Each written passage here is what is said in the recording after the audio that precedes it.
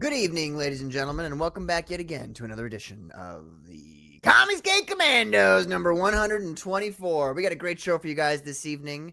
We have a special guest star, Mark Poulton, here with us this evening. Carbon Heart is unfortunately out sick.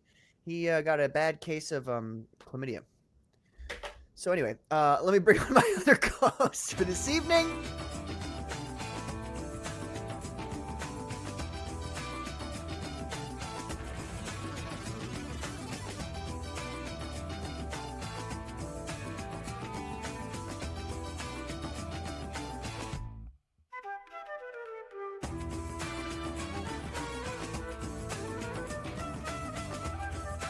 Yeah, so like save some room in your library, in your bookshelf for Ratel number 1 coming out very soon.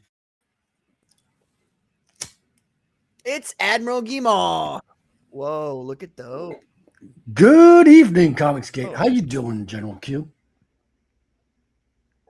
I'm good. How are you? 6 shades, bro. Thank you. You know, we're in the year 2026. This is the future. I think it's time people start dressing like it's the future. You know what I mean? It's like we should be going around like cyberpunk with futuristic motorcycles and high-tech glasses and, tank tops. Yeah, I was about to say the tank top fits in perfectly. Everybody in the future is going to wear tank tops. Listen, this is like my special conspiracy tank top. If you look closely, it has like the whole map of the conspiracy. You fucking can't see it. Shit. See, you got the Freemasons. No, we don't here. see anything. There's nothing on there. I don't know what you're talking about. No. Fucking need lights. Chat, do you see anything? They don't see anything. I'll turn on the lights later on. So you're just trying to fool us now. Listen, I would never do that, first of all, because I'm not the Department of Disinformation. I am the PSYOP department. And tonight we're drinking beer. Oh, what do you got there? I was on the Friday nights last night. And, yes, I know. I was watching. Gin in a can. What the fuck? Dude, this is like McTavish American Pale Ale. Ugh. Pale Ale is disgusting. This is microbrewery. Whatever. Dude, Dude. this is good each beer. their own. Hey, look. Someone's got to drink that swill, so I'm glad it's you and not me. My God, you're fucked. You know who else You messed up my segue. You're totally. I'm already off today, and you messed up my segue. It's okay. Anyway, do it again. Take 2. Start from the top. For this evening. No, it's 2. Are you going by Scribe or Rosario, by the way? Whatever you want, brother. You call me Rosario. It's my name. Okay, so I can know who to kick out. I love it. What the hell's the matter with you? Are you a New Yorker, by the way? I'm from Jersey, bro. Yeah. There you go. There you go.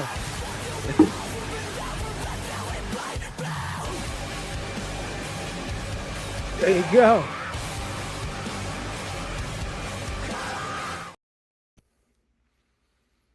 What it's Gunner Sergeant Scribe, ladies and gentlemen. He's muted. He's still muted. You're muted, brother. We can't. Here I am. It works. You did carbon dirty, bro. You did carbon dirty. That was messed up. Yeah, first of all, I would like to congratulate Colonel Carbon to me in a private conversation. So, dude, it's like 105 degrees in Southern California. Shall we? I had to move to the guest room because it's fucking hot as fuck in the other room. So I'll be here for 2 weeks till the heat wave leaves. You're still in California. Oh, I do, but it's not working, dude. Wait, heat wave is there right now? Dude, it's 110 right now, and I'm on the hill, and the sun's hitting the room I was in. So it's like everything's just like extra hot. I'm on 67 degrees thermostat. Still hot. Wow. Well, I mean, I feel like that's back to your homeland of Mexico. You should be used to that by now, shouldn't you? Wow, you fucking prick. By the way, you really, I would throw something if you were near me. Oh, I'm the prick. You left us with that. You left us with that douchebag, fucking Switchblade last week. You know your friend.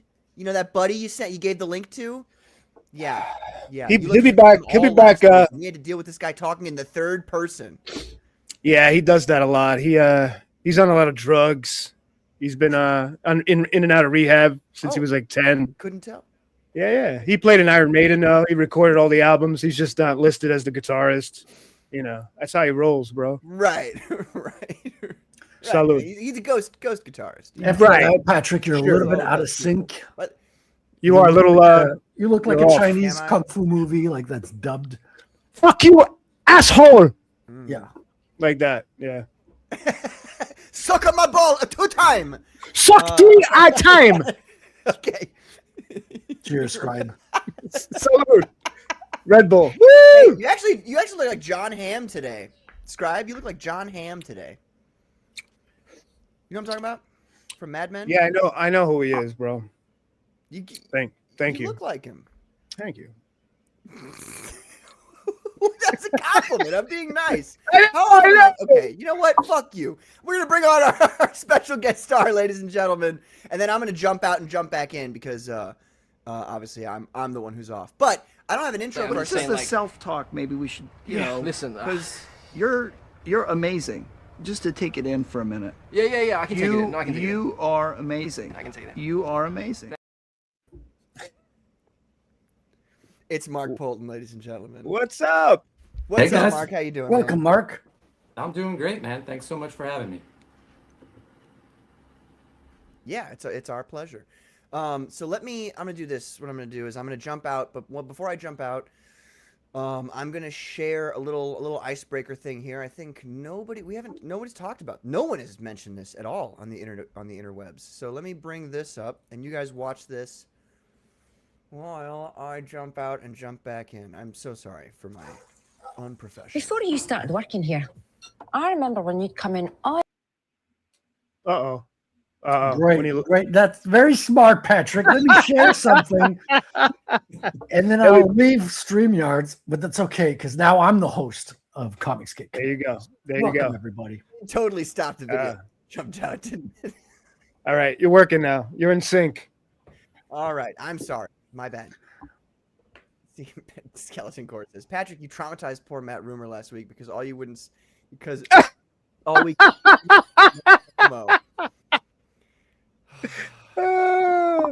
Poor Matt. He's a good guy.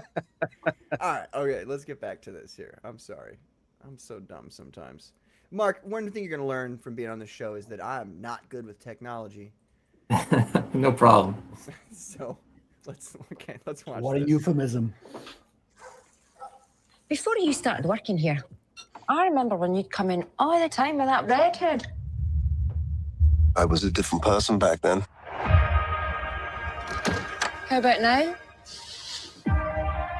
Anyone waiting for you tonight? No. Home is just me. It's like I'm losing my Who am I? I was an Avenger, but I'm not a hero anymore. I have his face, but not his virtue. All I have is his name. Welcome home, Vision. This house is getting crowded, Vision. Ultron! Human avatars only. Sir, I cannot overstate the dangers of keeping him around. Yes. Dad? Papa? Peepaw. I'm a stranger to myself. That family wasn't real. You sure about that? I had a father, a machine called Vision. Muzzle tough. It's a boy. How is this possible?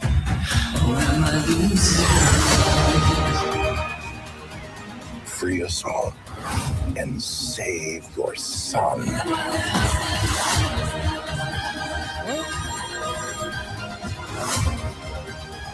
I wish to understand my purpose. With a genocidal maniac inside your head.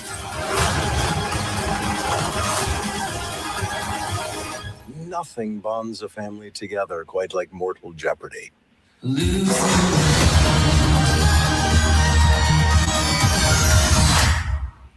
Okay, all right. What is that? Yeah. So let's start with Mark. Mark, how do you feel about this? What are your feelings on this? I had no idea this was even being made. This is the first time I heard about it. Right? I was a big fan of WandaVision. Mm-hmm. I'll give it a chance. I like James Spader. I think that's cool. Oh yeah. How did you feel? A lot of people are like, am I too loud? People in the chat. No, you're good. How do you feel? Because there was a lot of argument about whether or not WandaVision ended well, or how do you feel about that? Oh man, it's been so long. I don't even remember that ending, to be honest. Fair enough.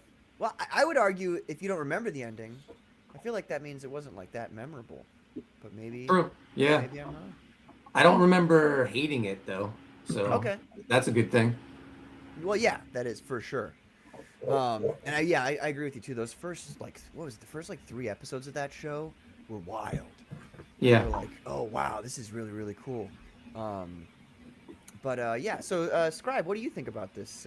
This trailer? I never watched the Wanda whatever Vision. I'm just not in. I don't care. But Vision Quest, that's my favorite story from West Coast Avengers, and I hope John Burns gets residuals for this because that was his whole idea. But I like that, Vision Quest, the story, but this is not Vision Quest at all. Like I just don't know. This is like a movie about finding yourself. So what the fuck? Huh. I don't want to see it. I confess I didn't even know there was a comic called Vision Quest, and it's by John. Well, no, it's in West Coast Avengers. It was like a mini series about Vision and like how and Wanda she started going insane and started creating weird stuff and dimensions and stuff. It's a great story. It's one of the best Avengers stories, I think. All of WandaVision and this is based off of, I guess. Kinda, yeah. With the her and Vision, that whole the relationship, and he's not real. She thinks he's real. That weird stuff. But it's in Vision Quest a lot. That mini, it's like 4 issues, I think. Okay. So it's great. I recommend it. Does she think that he's a real human person? Oh yeah, everybody does in the comic, in a way, because he's his consciousness is basically Wonder Man. Like he took Wonder Man's consciousness and put it into the android, right? Something like that, in the early issues. So, I didn't know that. Yeah. Frederick, how do you feel about this? Yeah, I think it could be a great show. What they say, at the end of the trailer, Mortal Jeopardy. It sounds like a great idea, like Jeopardy, except you could die or something like that. I may be off base still, but for the WandaVision thing, I like David Spade. He's been great in everything he's ever Spade's done. Good. So just on him alone, I'd be curious to watch it. This is a series, right? This is not a movie. Yeah, I'm pretty sure it's a series. Oh, okay. Yeah, so I'd give it the first one a shot and see what it was. I didn't hear too many good things about WandaVision, Mark, but I didn't watch it either. So it's not based on any of my. The first couple episodes, like Patrick said, were I thought mind blowing, and then were they trippy, real trippy type episodes. They're what's going on? Because it's it follows 1950s sitcom. Oh, okay. I understand what you're saying. They're trapped inside a creation in their heads. Basically, she traps him right inside her mind. Right, if I understood correctly, which I rarely do. And it's from the 50s, right? The whole era. Oh, okay. Well, and then wild. they continue to go through the decades. Yeah, different eras. Oh, which is cool. Okay. It was cool. Oh, that's not bad. Yeah. I just never seen it. No. I think the problem that I had with WandaVision that other people I think maybe had was that there was all the dead children. Well, that might have been a contributing factor. Did they bring up her kids? The Wiccan? They brought them up? Yeah. The twins, whatever. Oh, yeah, but that's not even the biggest problem. I mean, there's a couple things with that show. One, I feel like they fumbled the ball with they had that show had the very first 3 episodes. You're like, oh shit, this is gonna connect all of the universes together because at that point Marvel had just bought Fox. So we're like, okay, this is a way to bring all of those people in. And they even brought in Quicksilver from Days of Future Past and the other X-Men movie. Really? Quicksilver, Yeah. Oh, I didn't know that. Oh, cool. Yeah, But then they're like, nah, he's not Quicksilver. His name is Jeff Boner. The fan theories. No, legitimately, like it's not. Maybe it's not Jeff, but his literal last name is Boner. They're just like, yeah. The fan theories are always better than what they come up with. Dude, I know. Enough. Right. Everybody was like, "This is okay." It's Mephisto's in the background. Yeah. She's messing with reality, so she's bringing all the realities are bleeding in through this little town. Yeah. And that wasn't what happened. And I don't want people to think that it's a bad idea because I brought up the criticism that she kills a bunch of kids in that series, but that's not a bad thing. Women should be allowed to kill as many kids as they want, whether they're their kids or not their kids. I don't think women should be limited on that at all. Disavow, dude. Mark is right here, Frederick. You can't be saying that shit. Dude, I'm kidding. I'm kidding. This past week is so crazy with that. That's just wild. It was a reference to like what's happening in the news right now. Yeah. People are crazy, dude. I know. What's her name? Lindsay Clancy, I think is the name. Crazy She looks bitch. like a literal witch. Did you see that? Like she's like literally. She looks like. Did you see how many people are supporting her? How much money she got? It's ridiculous. Over $1 million. It's ridiculous. Society went crazy, dude. It's over. But I it's mean, over. like that response is not.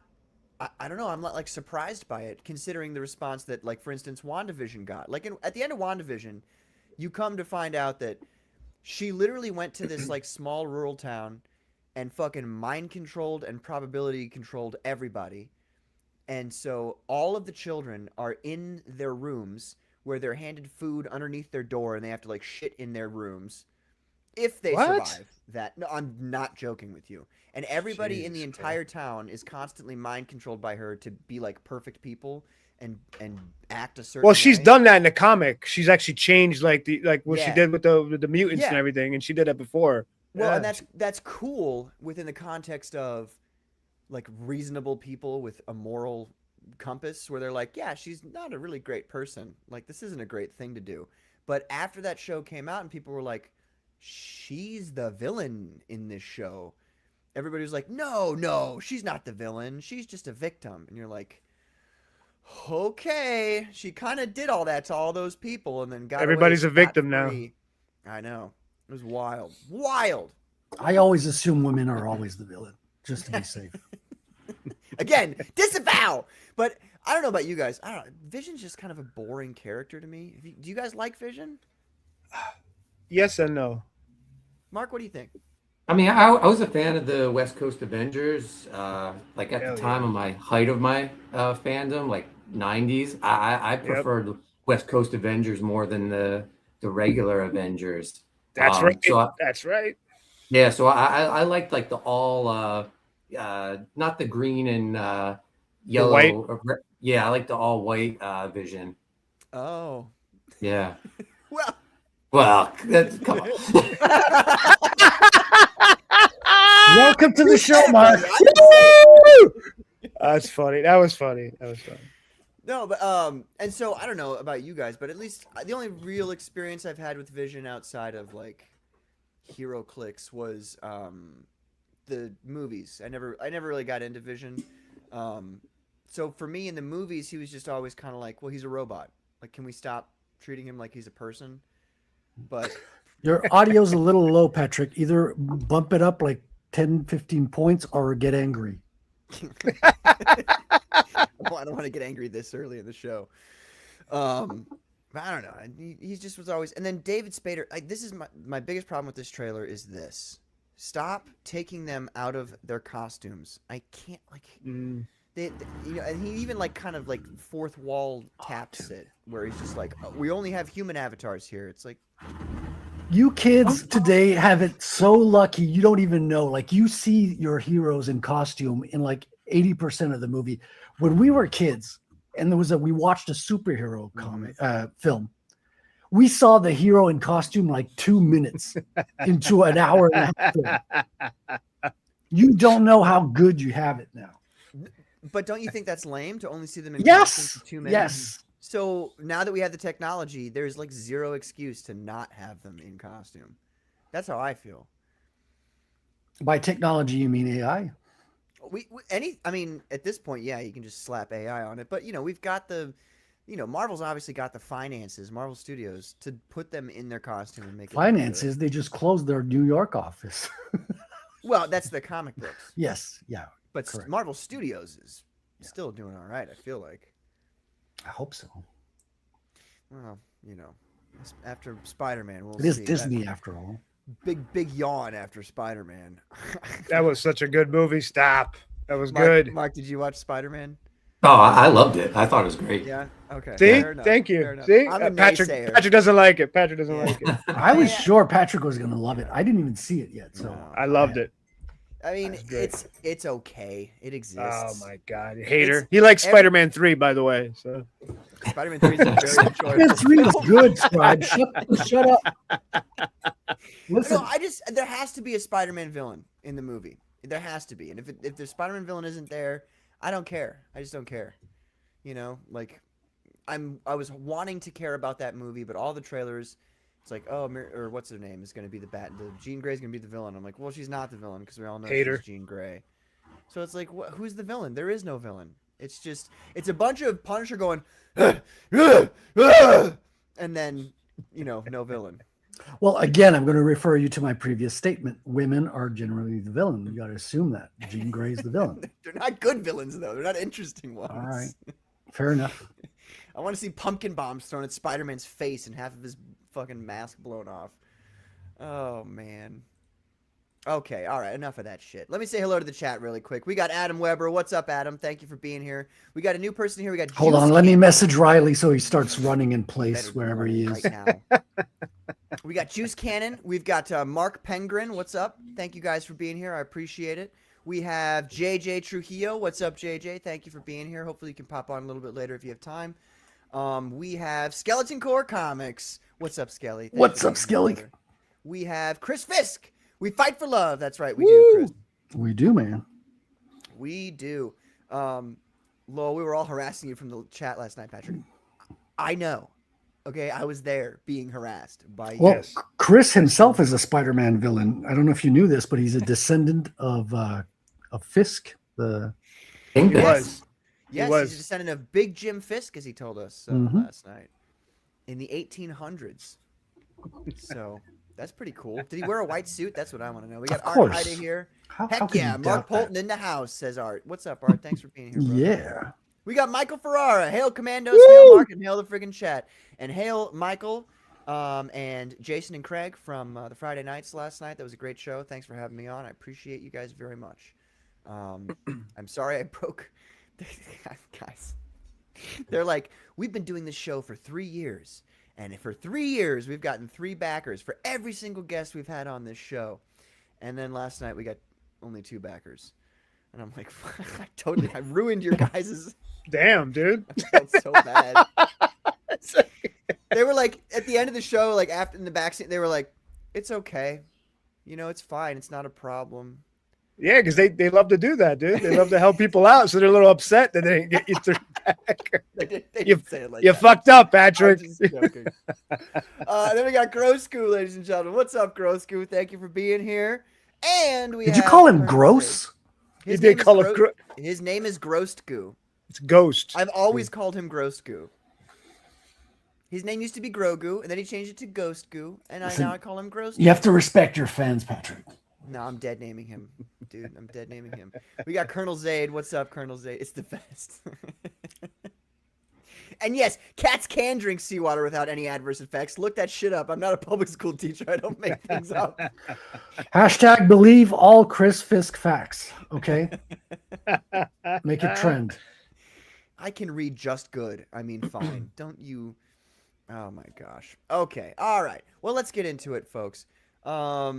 Actually, before we get into the actual campaign itself, Mark, a lot of people in our chat maybe don't know who you are and what your background is. So, Sure. Do you want me to block them? I could totally block them. Get him out of here. No, but let's start with what got you into comic books? For me, it was G.I. Joe. I was a huge G.I. Yeah. Joe fan. Woo!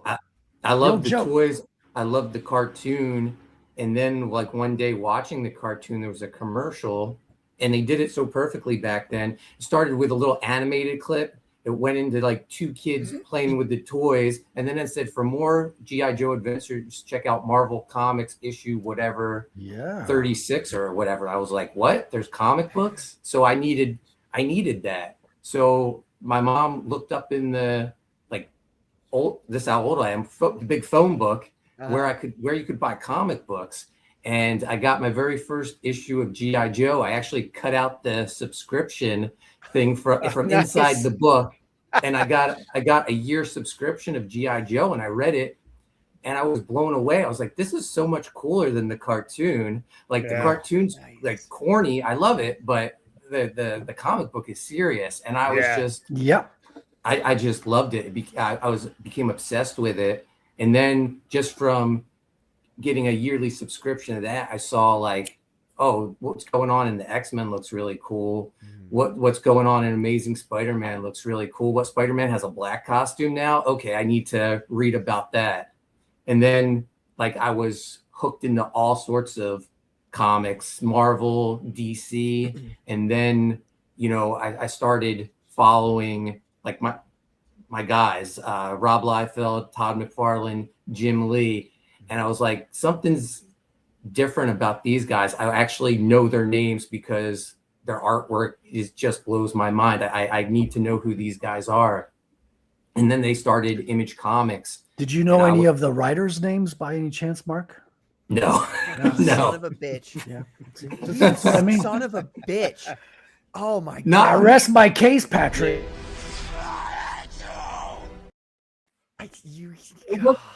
Later, and then I realized, oh my God, Larry Hama wrote every issue of Joe that I loved.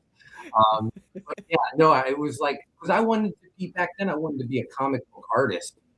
My goal in life, I was like, when I graduate from high school, I'm going to go to art school and I'm going to be a comic book artist. That's what I want to do. And I remember like meeting with my high school guidance counselor, because they wanted to talk to every student what was their plans after graduation. My guidance counselor said, oh, I talked to your parents, Mark, and I agree with them. You shouldn't go to art school. You're so smart. And I was like, what? Like,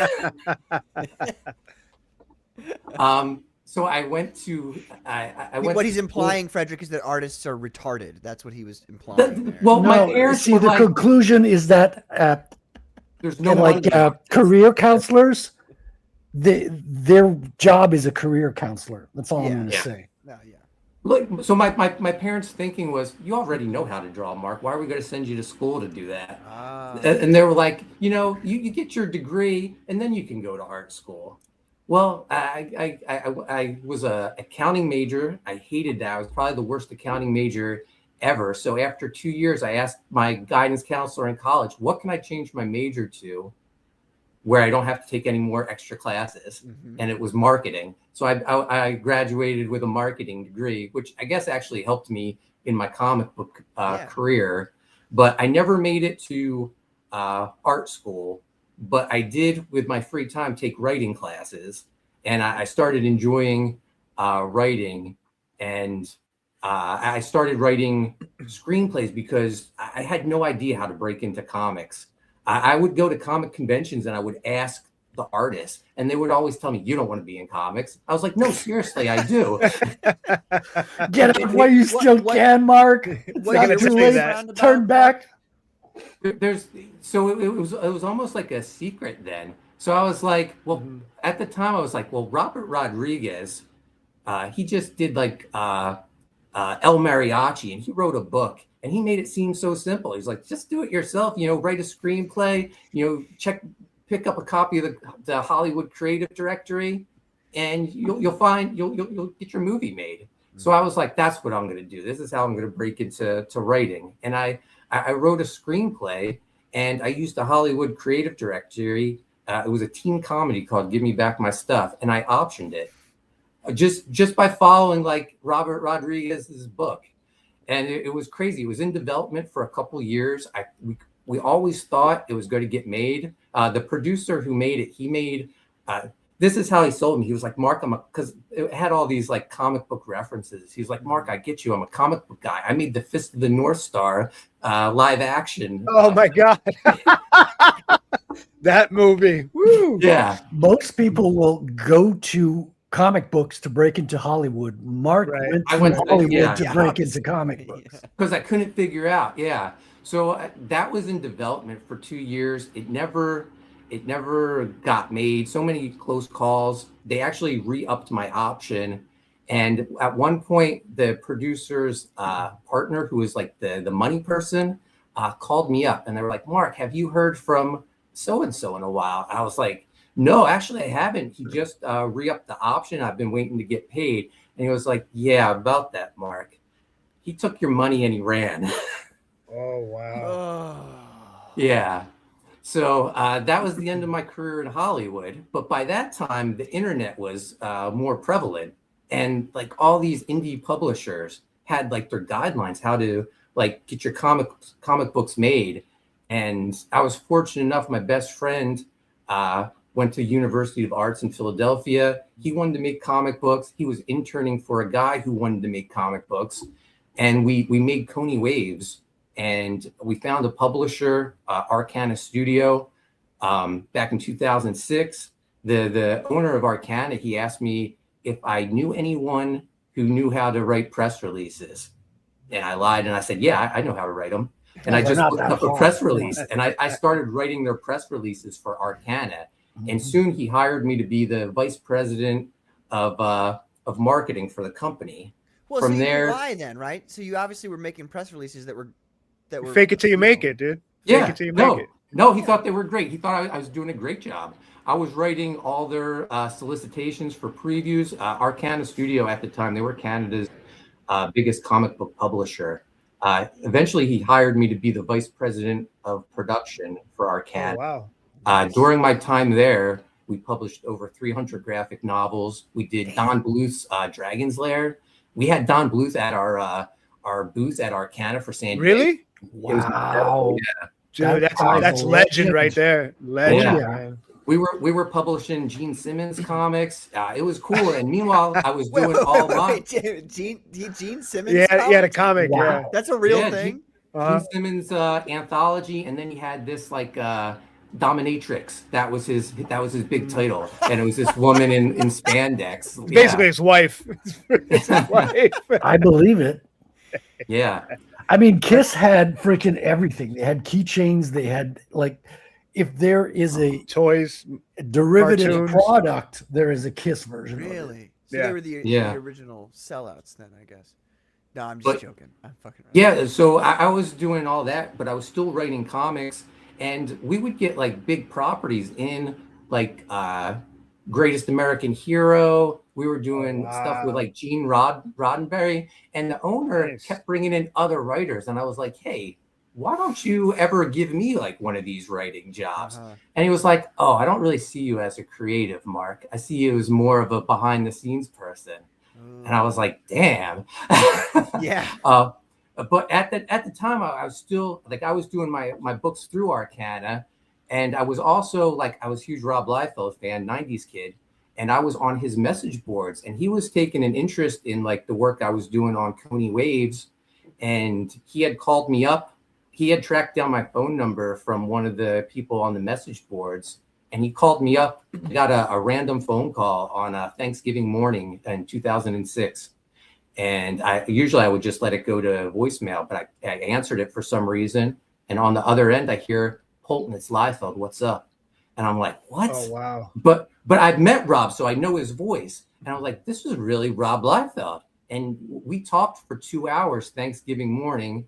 And when I say we talked, he talked, and I just went, because he's the greatest storyteller, talker there is. And I just hung on every word he said. He has such a good podcast, dude. The story. Oh, Robservations is incredible. Awesome, yeah. Yeah. Yeah.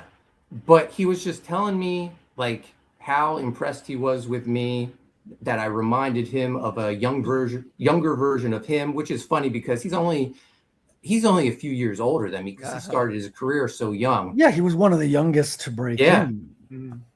But he was like, Mark, the reason I'm calling you is I want to bring Evangeline back, and I want you to be the writer of it based off your work on Coney Waves. And I was like, wow. And he was like, we don't know who the artist is going to be yet, but we're going to find him. And in the meantime, I'm going to give you a license to do a Coney Waves Evangeline one shot. So I did that, and I kept like sending him ideas for the Evangeline series. And just for fun on his message boards, there was like an art contest, do a 2-page origin, pick any character. So I picked Evangeline, and I asked an artist on the message boards to draw it. His name was E.J. Morgs. Nice. Yeah. Wow. So he drew it. It looked gorgeous. And Rob said, that's our artist. We're doing Evangeline now. And I wrote the whole first issue up. I think Marat Michaels even like laid it out for EJ.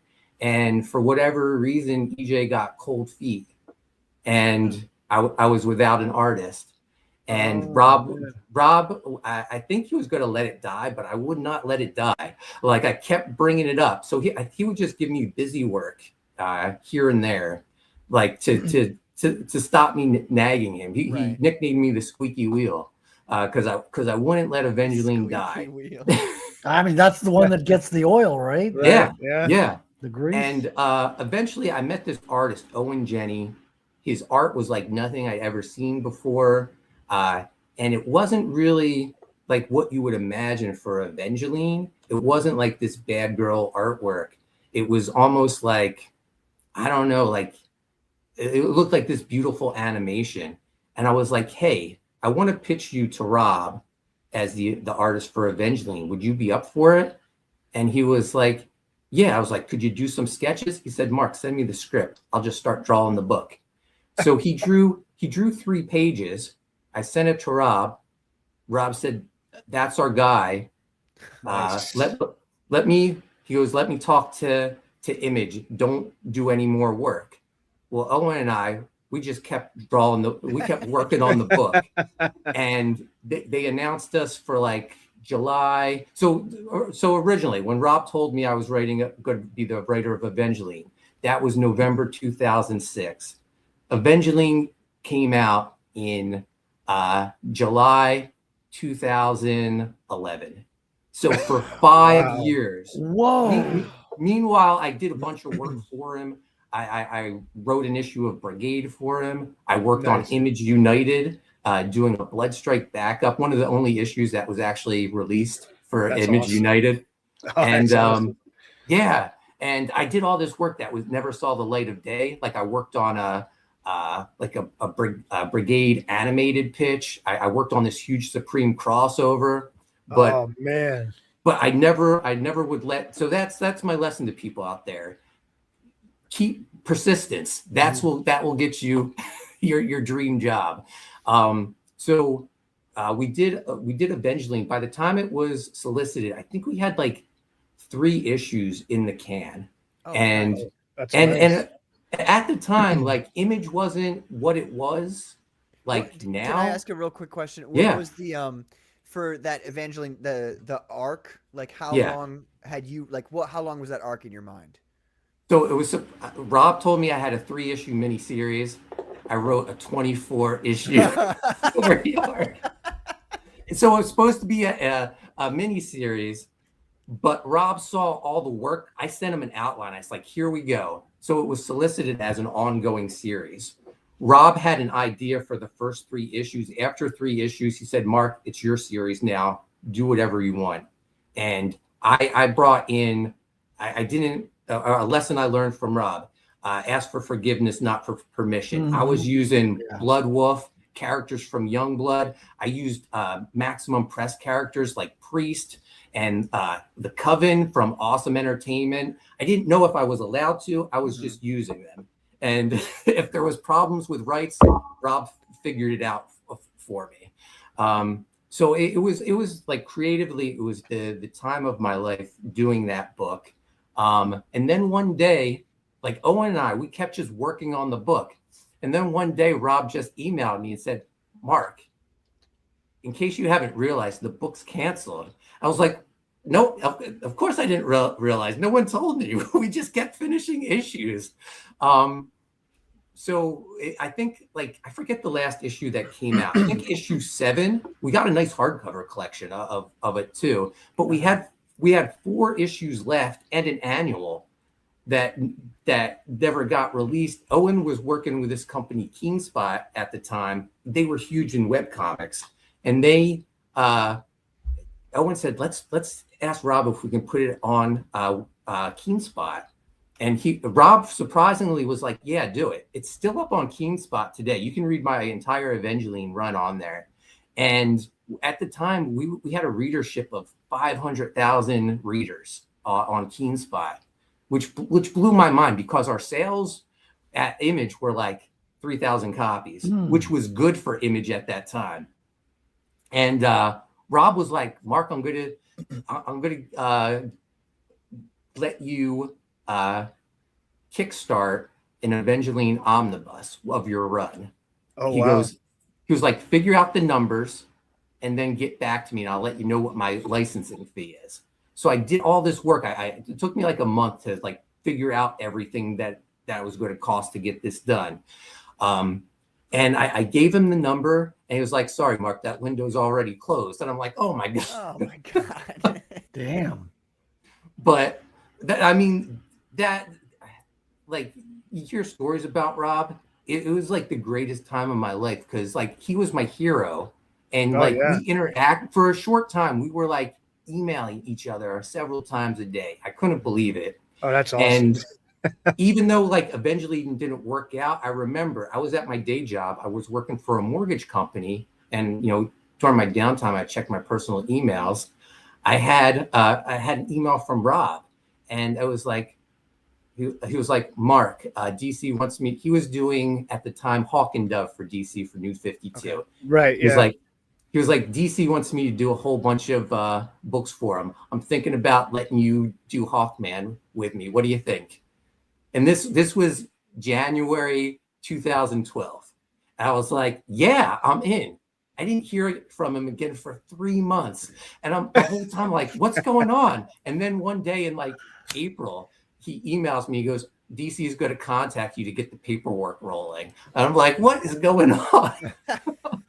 That's crazy. That must have been exciting doing a Hawkman book. Oh my God. It was incredible. The team for that was, so Rob was writing the stories. I was writing the script. Joe Bennett was doing the art. Art Bear was the inker. Oh, damn. Legendary. That's a team right there, dude. Yeah. Right? It was Archie Bear over Joe Bennett's inks. I haven't seen that, but I really want to. No lie, they were on par. Like they were the best at DC. Like I would put it up against at the time, like what Jim Lee was doing, what Ivan Rice was doing. Like it was incredible work, but it was on Hawkman, so like not many people were checking it out. But I thought we were doing incredible stuff. And then like Hawkman was going great.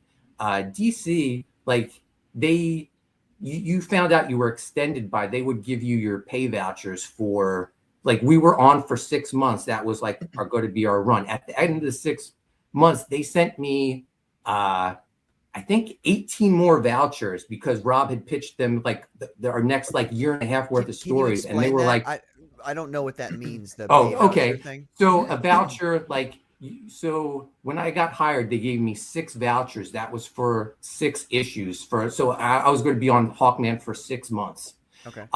At the end of our 6 months, Rob pitched our next like year and a half worth of stories. So they sent me 18 more vouchers. So I was like, I'm going to be on Hawkman for 18 more months. So this is the incredible. voucher is just them confirming that what you guys are going to be doing this stuff together. Okay. Yeah. So I was like, oh my God, this is incredible. It softened the blow of like Evangeline being canceled. Mm-hmm. And then like one day I'm leaving my day job at the mortgage company. And like, as I'm walking to my car, my phone is just like blowing up. I'm getting all these Twitter notifications. I get in my car and I look at my phone, and the first thing I see is a tweet from someone saying, man, I sure hope Mark Poulton still has a job after this. And I'm like, what? And Rob had very publicly quit DC on Twitter. Yeah, that's right. and he had that big fight with Scott Snyder. Yeah. That was 2012, right? 13, yeah. right? Yeah. Yeah. It was like the end. It was like fall of 2012. So like right after our almost like 6 issues were up. Jeez. And So then Dan DiDio confirms on Twitter that we don't know who the creative team of Hawkman's going to be. So I was like, oh, he just like said I don't have a job. And then like maybe 7 o'clock at night, my editor emails me and he's like, yeah, I guess you saw Twitter today, Mark. It was really nice working with you. And I'm like, but I didn't do anything wrong. Like I had visited the DC offices like months earlier and they said, oh, we love Hawkman. It's like the best Hawkman has ever been. And so it was like, it was devastating. And then a couple days later, my editor calls me up and he was like, hey, I talked to our senior editor. We loved what you guys were doing. We already paid for all of Rob's stories. We said, let's just keep things going. We're going to keep you on as the writer and we're going to double your pay. And I was like, whoa, okay, this is going to work out. But Rob was still fighting with Scott Snyder online. And I was like, I have a bad feeling about this. I'm going to finish the script and get that double pay so at least I have something.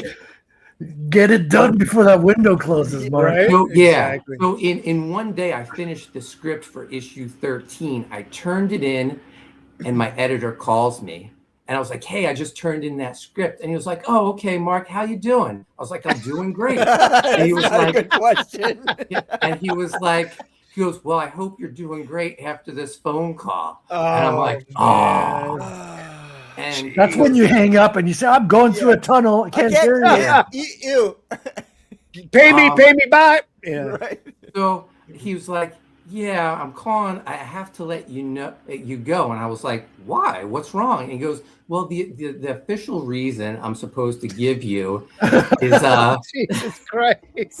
is miscommunication. And he goes, but off the record, I'm telling you, they're pretty pissed about the Scott Snyder fight. They're trying to send Rob a message. I'm like, Rob already quit. He doesn't care that I'm getting fired.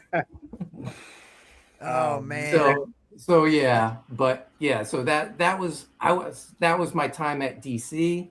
Although they did release a nice 0-issue omnibus with my 0 issue in it, and that was probably like that royalty check was probably like the biggest comics related check I ever got. Nice. So that was nice. But that's where DC really takes care of people as opposed to they like really tracked me down so they could pay me royalties because they had lost like my information. So yeah, so good on them. They do take care of the creators. Nice. But yeah, I need to pause you really quick. Yeah. I need help here. JJ says, guys, make sure to get a redirect on so I can send my chat over. Okay, fucking see, this is what I was telling you about, Mark. I'm terrible with technology. Yeah. How do I do this? Frederick Scribe. Was he asking for a link? Just the link again? No. He wants to send I don't know how to do this. He wants to send his chat over here. I'd love for his chat to come over here. Yeah, but I don't know let how me do a to little. set that up, or I what haven't to done it press before, or but click. I'm gonna research it first. Can you? I'd really do appreciate that. Thank you. We got B.A. Turner in the chat. Hail jabronis. We also have Grim Jim, ladies and gentlemen. He says, Mr. Poulton, you're going to find some shades. He's got, see, look at that. He's got him. There. He's got him. Hey, there we go. And Artur Itas says, Mark's future isn't bright without shades. See, look at that. How about that? Perfect timing. Amazing. Mark, how'd you get involved with John Malin and everybody? So John and I were both on the Rob Liefeld message boards, and around 2010, I had done Brigade with Rob. It was published. It's so crazy. So I did an issue number 1 of Brigade with Rob Liefeld. Rob wrote the story. I wrote the script. Marat Michaels did the pencils. Issue 1 was a sellout. And it came out at San Diego Comic-Con, so people are like congratulating me on the sellout, and we never did another issue. What? Yeah, we never did another issue. Oh, man. Because Rob was working on Deadpool Corps at the time, and Rob left doing the art to it to write the book, and Marat Michaels jumped from Brigade to Deadpool Corps. So we never did another issue of Brigade, but I was feeling good about myself because it was my first Image book, and I had this idea for, I love Universal Monsters, I love horror. I had the idea of Universal Monsters as a superhero team. So I knew John from the Rob Liefeld message boards. I had talked to him at a couple conventions, and I DM'd him through the message boards and said, hey, John, I have this idea for a book. I want you to be the artist.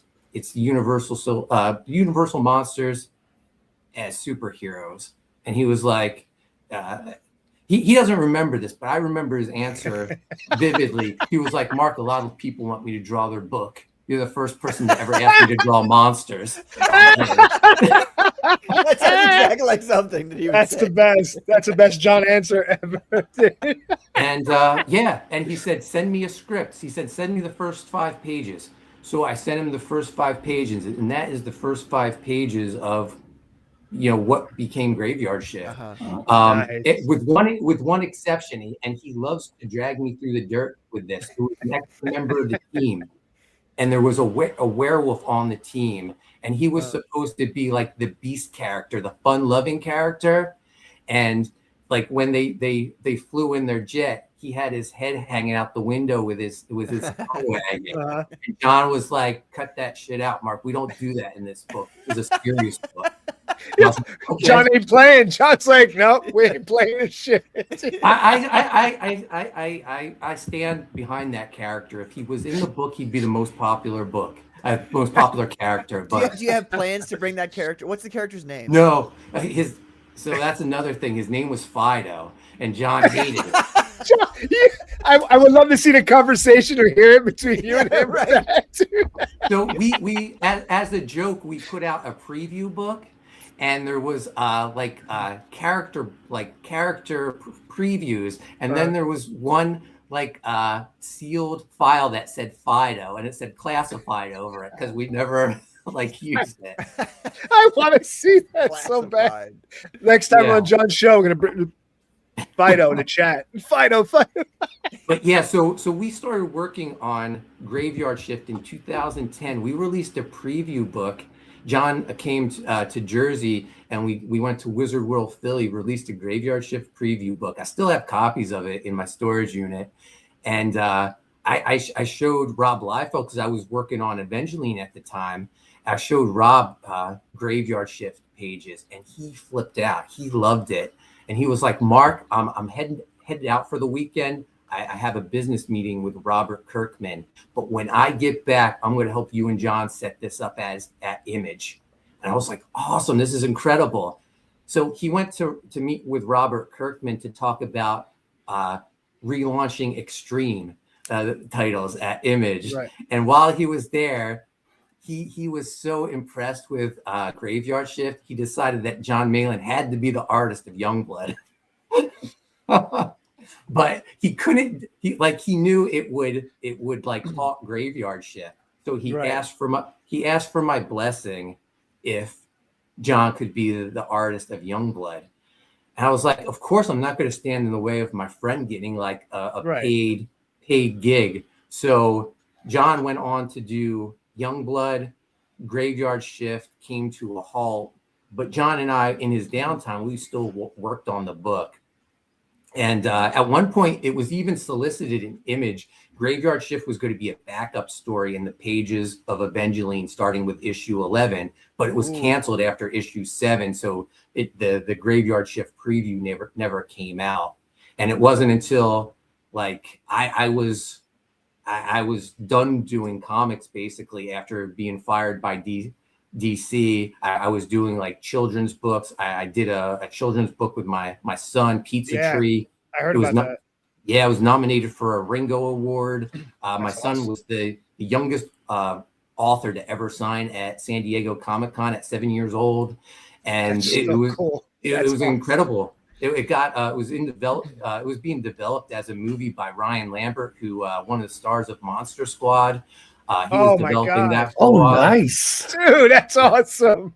My favorite movie, dude. I just rewatched that like a week or so. Yeah, ago. I love that movie, dude. I love Monster Squad. Oh, it's the best. But yeah, John and I, every now and then, we would keep working on Graveyard Shift. He ended up getting a job doing Thunderbolts, and that became Cable. And then he had his falling out with Marvel, and he started doing Jawbreakers. And after Jawbreakers, he was like, "Mark, I want to crowdfund Kickstarter. Are you in?" He was like, "We can do it two ways. You can do the Kickstarter," and he goes, "I'll support it, or you let me do the Kickstarter and I'll raise hell and get everyone noticing it." And I had seen like the reaction John was getting from people with Jawbreakers. I was like, "No, you release it and I'll support support you."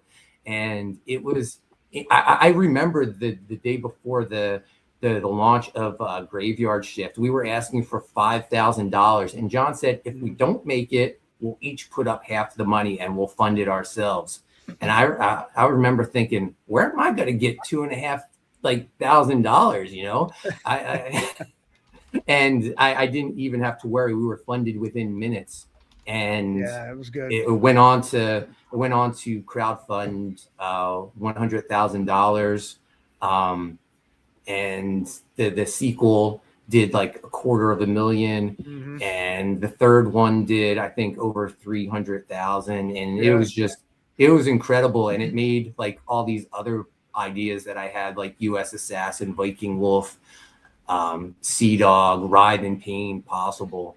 But it was incredible. Like, I forgot about that till you just said it. Ride in Pain too. Ride in Pain, yeah, dude. Chris Graves, another fucking a fucking all-star, dude. Killer, dude. Killer. Chris is another like funny story. Like, I had no idea. I had started working out at the gym, and I think I like posted a gym like selfie on Facebook because I was proud of myself. And Chris like slid into my DMs and he was like, "Hey man, I saw you. You've been working out. If you ever want some tips and you want to talk comics, you know, you can work out with me." I was like, "Who the hell is this guy?" And I went to his Facebook page, and he's like this jack dude, and he looks like Captain America. And I'm like, "Oh, okay." Like, this guy knows what he's talking about. I had no idea though. He had done Graveyard Shift fan art for Visions, and I didn't realize, I didn't piece it together that he was like an artist too. So when we started working out, he was like, "Yeah, I have this idea for a book." And I was like, "Oh, here it is. That's why he asked me to work out with him. Like, he needs a writer for his book." And like, we're working out for like months, and he keeps like talking about how he has this idea. Meanwhile, I've been like hiring him to do covers because like he's a really great artist. And then one day we're working out, he goes, "Yeah, I found an writer for my book." And I was like, "Oh, really?" And he was like, yeah, I'm excited to get started on it. I was like, "Oh, okay." And, we kept working out. And I was like, after like a few months, I was like, "Hey, how's your book going?" He was like, "Yeah, not too good. The writer is just like, he's not delivering anything." And I was like, "Well, if things don't work out with him, I would love to write the book," because he had shown me the character designs, and and they were beautiful, and incredible, and it just like sparked my imagination. And after our workout, I went home, and like an hour later, he called me up, and he was like, "Hey, I just fired the writer. Are you serious?" And I was like, "Yeah, I'm in." And he was like, do you want to see any of his notes?" And I was like, "No, once I saw like the character designs, I had my own ideas." And he was like, "Okay, I can't wait to see what you come up with." So like the next week when we work out, I was like, "The first thing you have to do, we have to change the name of this book," because it was called Saving Grace, and the characters were Grace, Ride, and Grace. And I was like, it's right there, Chris. It's Ride in Pain, and it's this like total 90s monster book, like Spawn, The Creech, The 10th. Like, that's what I see. And he loved it. originally Rod was the big guy. And I was like, no, Rod's the girl. Pain is our big guy. And they were always father-daughter. But I was like, once that name fell into place, like I thought like we had this perfect book. It's probably my favorite book to work on. It's just so easy to write. And Chris's art is so great. Like, I see him as like an early Capullo with his artwork. Ooh, yeah, he's good. And I just love like writing all this like visceral, like gory stuff for him to draw. And it's just like so much fun. I feel like I'm at my best when I can write like an action comic that has horror elements. And that's what, that's what Graveyard Shift is. But I think even more with the horror is what Ride and Pain is. So it's just an absolute great book. And like Chris is like doing all this cool stuff now. I don't even know if he can talk about it, but he's like doing board game designs, and he did like this DMX statue, which is incredible. Yeah. He did some great work on this this upcoming book. What is it called? Phenomenon 3, I think it's called.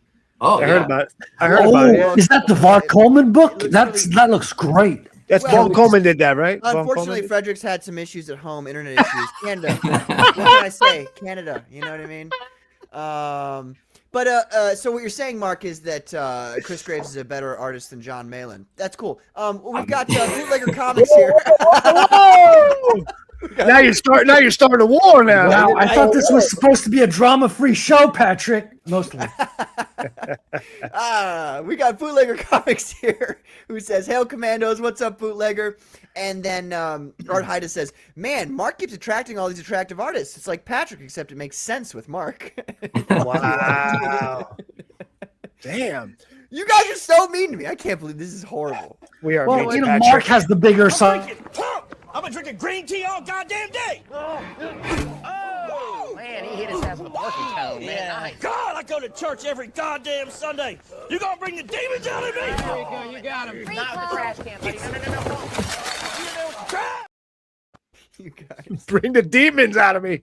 I love how he goes, God, I go to church every goddamn Sunday. Oh my God. Okay. All right. So yeah. So now we're on to the newest book, Universal's Initiative. Let me share this screen here, or would you rather share it? It's up to you. No, go ahead, share it. Okay. Actually, first things first, we'll play the trailer, and then we'll talk all about it. So let's take a quick peek here, ladies and gentlemen, at the Universal's Initiative trailer. Really quick, who did this trailer for you? I did it. You did it. Awesome. Yeah. Cool. Nice.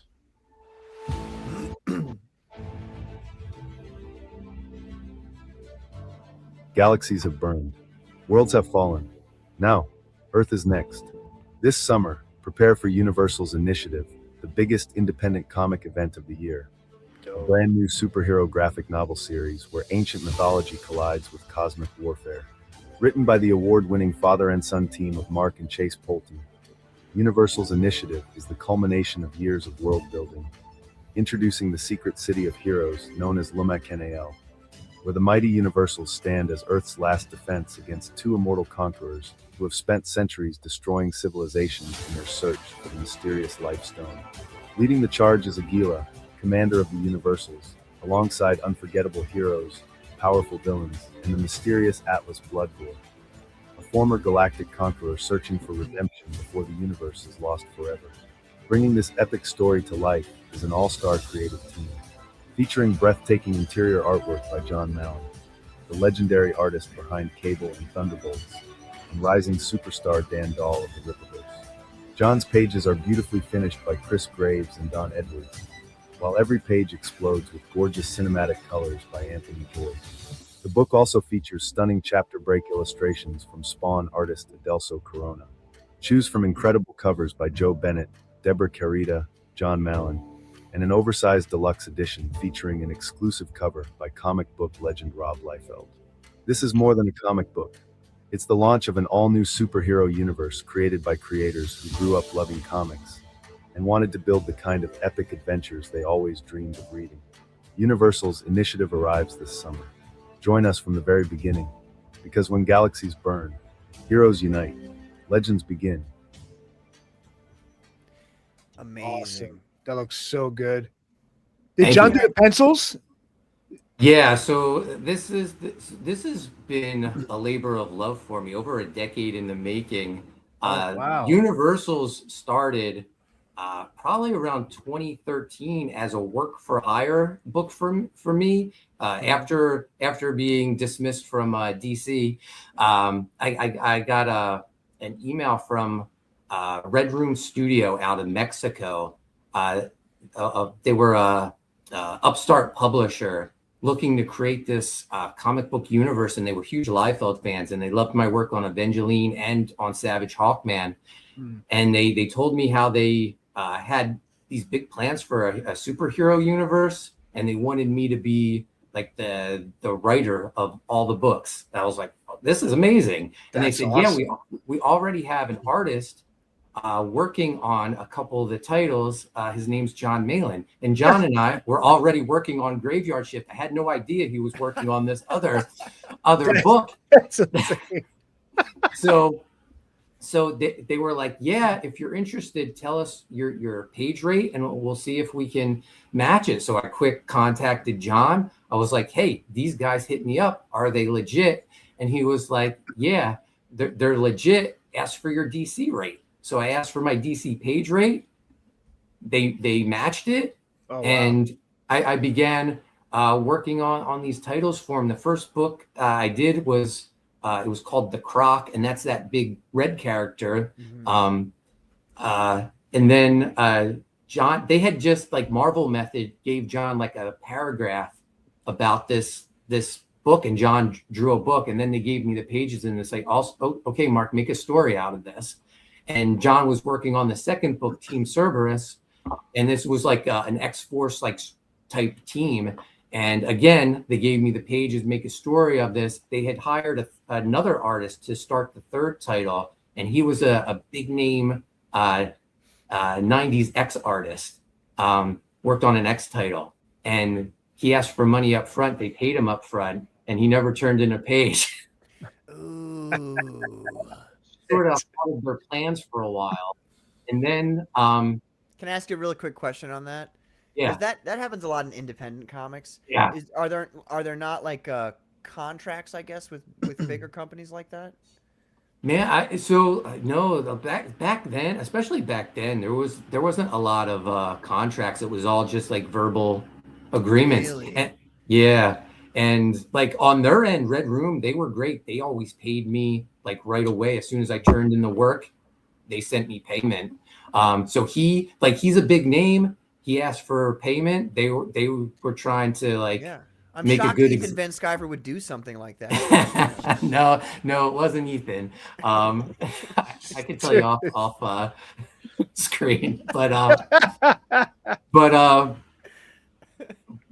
yeah. So that like halted things, and they said, oh, so we don't have this third book. Is this actually like hurt us financially for a bit? But we'll get back to you when we're ready. So there was a couple of false stops and starts on the Universals, and then COVID happened, and the two owners of Red Room Studio, the one owner, Hugo, he is an architect. So when COVID happened, he started getting really busy building all these hospitals. The other owner, David, he owns a chain of restaurants in Mexico called Comic X, and they are like Planet Hollywood, but for comic books. And they're amazing restaurants, and they're all throughout Mexico. They even had started in US. They put one in Arizona, You but posted it closed. a picture of that, didn't you, the other day? Yeah. There's a life-size statue of one of our characters in the entranceway. Yeah. Oh, wow. Yeah, and John's artwork is all over the menus. What? Yeah, That's so crazy. Were they mad at him for drawing on the menu? So they had told me like their idea for this was Comic X was really taking off in Mexico. They were allowed to decorate the interiors with, all these Marvel and DC statues, and even like Dark Horse. There was giant statues of Hellboy and stuff. But on the advertisements and the menus, they couldn't use any of that stuff. So they made their own heroes, and they decided that it was going to branch out into a line of comic books. And yeah, they started making life-size statues of the characters. Like I talked to John for the first time when I launched this. I had John on my channel, and we never really talked about Universals while we were working on, because we were also working on Graveyard Shift. And he said, yeah, they had plans to make like all the characters like life-size statues, and they were going to fly him out for it. They never talked about flying me out. The writers get no. No, I understand. I feel you. Yeah. I feel you. I'm always the other guy on every book I do. So, but yeah, so that's where the idea came for these characters. And when COVID happened, it just like ceased operations. And meanwhile, John and I were like running strong with Graveyard Shift, and I had started Haunted Pizza, and that was going great. And I always went back to these books because I loved the work we did on them, and I love John's artwork. Knowing that there was like all this like 50 pages of John Malin artwork out there that no one got to see but me, like killed me as a fan. Plus, for my own personal, like I have a bookshelf in my man cave with all my books like that I've published and like written. And I was like, I need these books to come out. Yeah. So I reached out. I always kept in contact with the owners. They've always been cool to me, and they've always been supportive of everything I'm doing. I reached out and said, hey, if you don't have any plans to do this anytime soon, what do you think about me acquiring the Universals and I publish it? And they said, Mark, we love that idea. So we worked out an agreement where I acquired the rights to the Universals.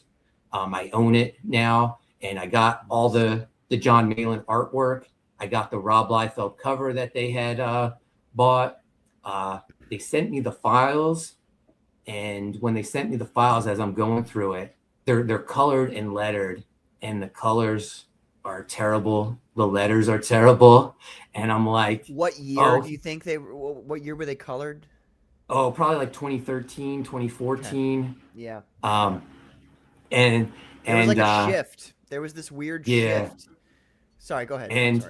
And I was like, well, I still have the line work. I'll just get my guy Anthony George, who I love. He colors Graveyard Shift. I use him on almost everything I do. I'll have Anthony recolor these.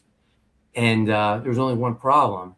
When they sent me the files, they had flattened all the files. There's no layers. Oh no. There's no black and white line artwork. Oh my God. And so I reached out. I was like, hey, I don't have the black and white line art. Do you have them? And they were like, yeah, there's a problem though. They're corrupted because they've been sitting on a hard drive forever. They were like, we're going to try to see if we can get them retrieved. They couldn't. I reached out to John. I was like, hey, by any chance, do you still have the Universal stuff? And he was like, no, I don't have it. And I told him like, I had acquired the rights. He thought it was like cool. I was like, what do you think I should do? And he was like, I think his artwork from that era is amazing. He was fresh off Youngblood. I loved the stuff he was doing with Youngblood. I thought it was like really Rob meets Jim Lee, and he started like incorporating all this like Travis Charest like line work in it that I thought was real awesome. tight line work. Yeah. Yeah, John used to be so good, and then he just really fell off. And Chris Graves, you're gonna get it, Patrick. You're gonna get it. You're gonna get it. Chances of ever having John on the show. So, thanks, Patrick. John, go ahead, Mark. John said, why don't you bring on someone to do finishes, basically like re-ink my pages over those high-res, awfully colored pages you have someone just like re-ink over it, and then now you have brand new black and white pages. So at the time, Chris Graves and I are working out. He doesn't want me to be the writer of Writhe in Pain. He's working with someone else, but I want to work with him. So I asked him if, hey, would you be interested in inking over John Malin? He was like, hell yeah. So he did the first 10 pages, and then he fired his writer and hired me. And I was like, okay, we're working on Writhe in Pain. I'm going to get someone else to work on Universals. So I got Don Edwards had done some like pinup work for me. I liked Don. He was looking for work, and I like as a test, I gave him a page of the Universals, and I have to be honest, he surprised me. He blew me away, and I was like, okay, Don, you're doing the rest of this, and I gave him the rest of the Universals pages to do. I did find the PSD files of one half of the book. So Chris and Don did like probably 28 to 30 pages of the book, and then I found like 20 pages that were like still like the original high res files. So when Chris and Don were doing that work, did they? I don't know if you talked to them about this, but do you know if they like tried to replicate the same style?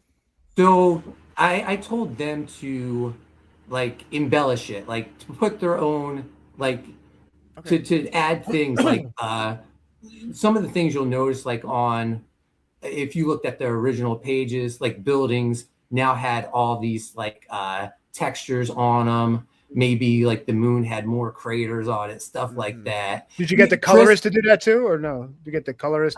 Yeah, I did have the colorist to do some stuff too. Like Anthony George, like, well, look at these pages; they're gorgeous. Like the things he adds to it. But yeah, like I really loved what Chris does. Chris has a thicker line than what John uses, so I think you can like point out the Chris pages over the Don pages. I think Don is more true to what John's pages were, but even Don added his own stuff to it, and it was just beautiful. This is the Dan Dahl stuff. It was really cool to work with. He's Dan. good. He's really good. So a little known fact: at one point, Dan was going to be the artist of Graveyard Shift, starting with Volume 4. He actually laid out the entire book, and then got cold feet.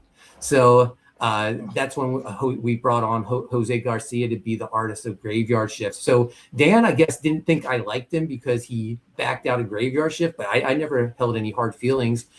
So when I reached out to him, he was shocked when I reached out to him. But yeah, I was like, man, I'm a fan of your art. I want you to draw something for me. So I brought Dan on to add another chapter to the book because I realized after I redid all this, these were written as 2 standalone issues. I wanted to redo this as an entire like graphic novel series, and it didn't work as individual issues. So I with the help of my son, I rewrote all of this, and it has a whole new beginning. We incorporated a character that I've wanted to do that I had it in my back pocket while we were doing Hawkman. I kept waiting for my time to pitch it, called the Mayan. And never had my chance, but I still love this character. So we incorporated him into the origin of the Universals. He's the hero that sparked their age of heroism, and Dan like designed him, and it's gorgeous. And so I brought Dan on to do a whole opening chapter, and then it spills into John's 50 pages, and the end results I think is the most gorgeous book I've ever done. Like Anthony George's colors are gorgeous. Look at that big 90s moon. That's like that straight out of a Steven Platt Moon Knight issue. I love it. Well, I mean, I have to say, like it does. That does look like a Steven Platt thing, dude. I was kind of hinting at it earlier, but like colors in comic books, they took a turn and it was not for the better. And I feel you think that? You think it went worse? 100%, dude. Oh yeah, colors. Well, I think they got more creative. I think people went, yes, you talking about the airbrush, like on all the shades and everything. Yeah, I understand what you're saying, but I think a lot of people went, they actually did more creative stuff now. Patrick's likes the flat 1960s colors. No, I mean like I like somewhere between I like a hybrid between 60s and 90s. And I feel like especially with 90s artists, like you don't like the airbrush airbrush technique. That's what you don't like. You don't like the high highlights, like the crazy highlights and stuff like that. Highlights. Right, but I think it's actually antithetical to comic book art, to be honest with you. It depends. It depends. I mean, I don't know. Obviously it's my opinion, you know what I mean? So but like I'm of the opinion that this kind of like hyper focus on where the light reflection and going like all of that stuff is a little. I'm gonna use the word masturbatory. I think it's a little masturbatory in the way that they do it because it's what it does is it's like trying to make the colors hyper realistic where the art is never hyper realistic. Now you can have like as hyper realistic as it gets, outside of older things like what's his name? Oh God, I feel stupid not remembering the name here. Older comic book art that's hyper detailed.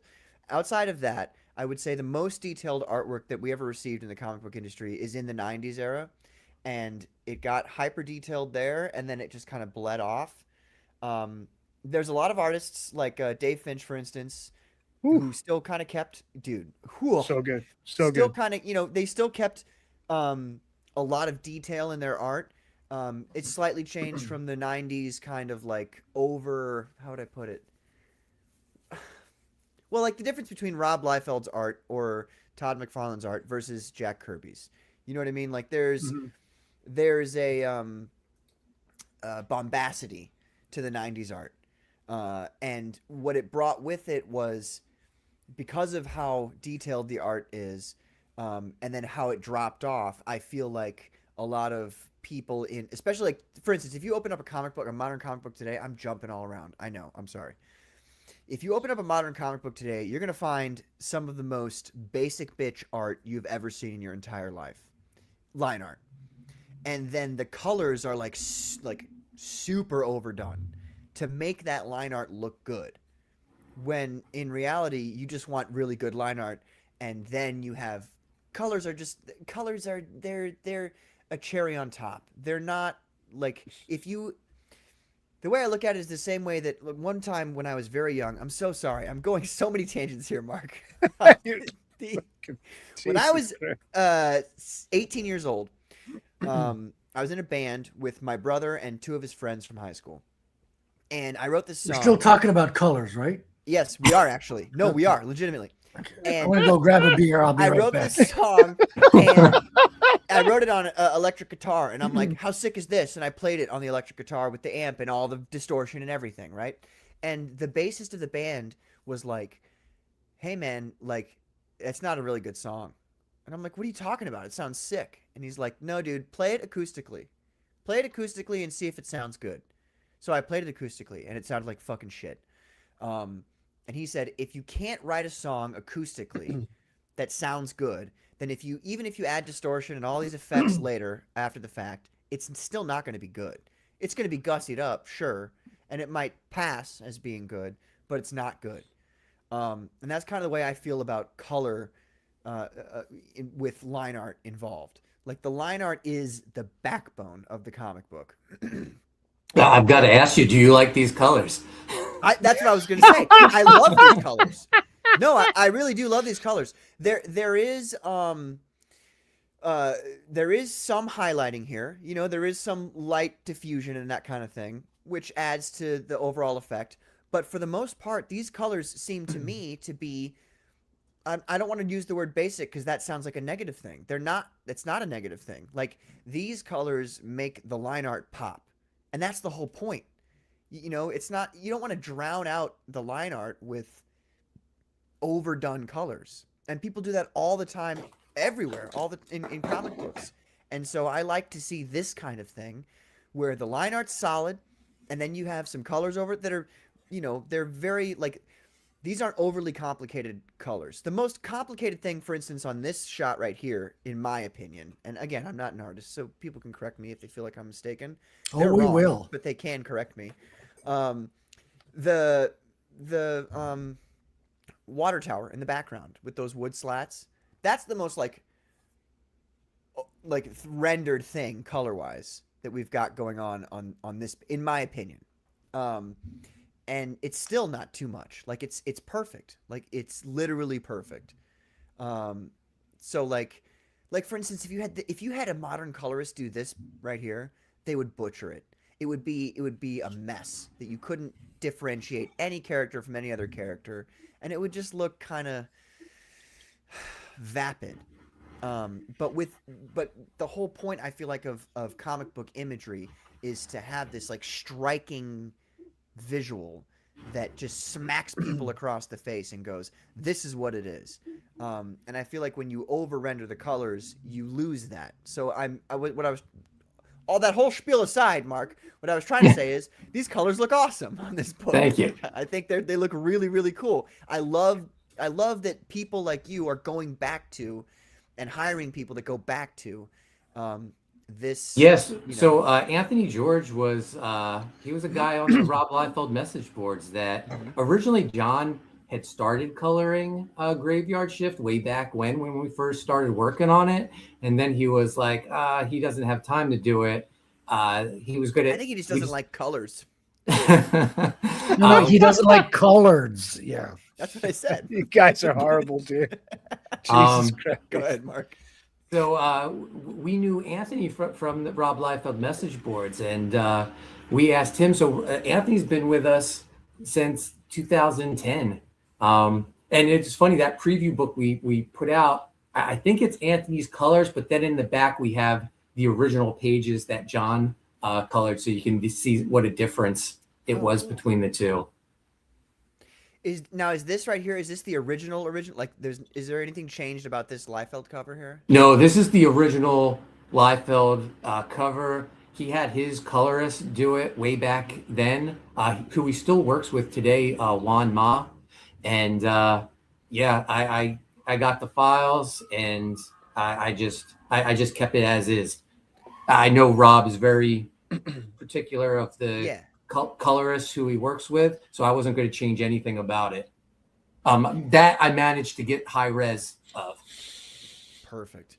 Yeah, I love that character. Those two characters in the front, the guy with that helmet. So yeah. cool. That's such a 90s helmet. I love it. It's so sick. I love it. It is awesome. Yeah, this guy down here is cool. What's this guy's name? Oh, Jaguar. Jaguar, dude, he looks fucking sick. That's a cool guy. Yeah. So a lot of these characters, like their character designs are so 90s. I love it, especially like with that headgear, because that's like straight out of Youngblood and you know, X-Force. Yes. Yeah. It's the Gambit headgear. It's a somewhat similar to the Gambit headgear. Yeah. Very, very cool. So while writing this book, well, actually, I want to ask you a different question first. Yeah. Because you said this was, you know, kind of re-upped with you and your son. Yeah. So your son, he writes comic books too, or is it with you? Just with me. Like he has a funny career. He started at the very top of the industry. We did a book together in 2017, Pizza Tray, and it was nominated for a Ringo Award for Best Kids Graphic Novel. So like his very first book, he's 7 years old. We get invited to the Ringo Awards, and he wrote a book at 7 years old? Yeah, he had this idea. He actually came up with the idea when he was younger than 7. Wow. I forget how old, maybe 5 years old, but it was about a little boy who plants a slice of pepperoni, and an evil pizza tree grows from it. So he has my great horror values, and Is that a true story? it should be.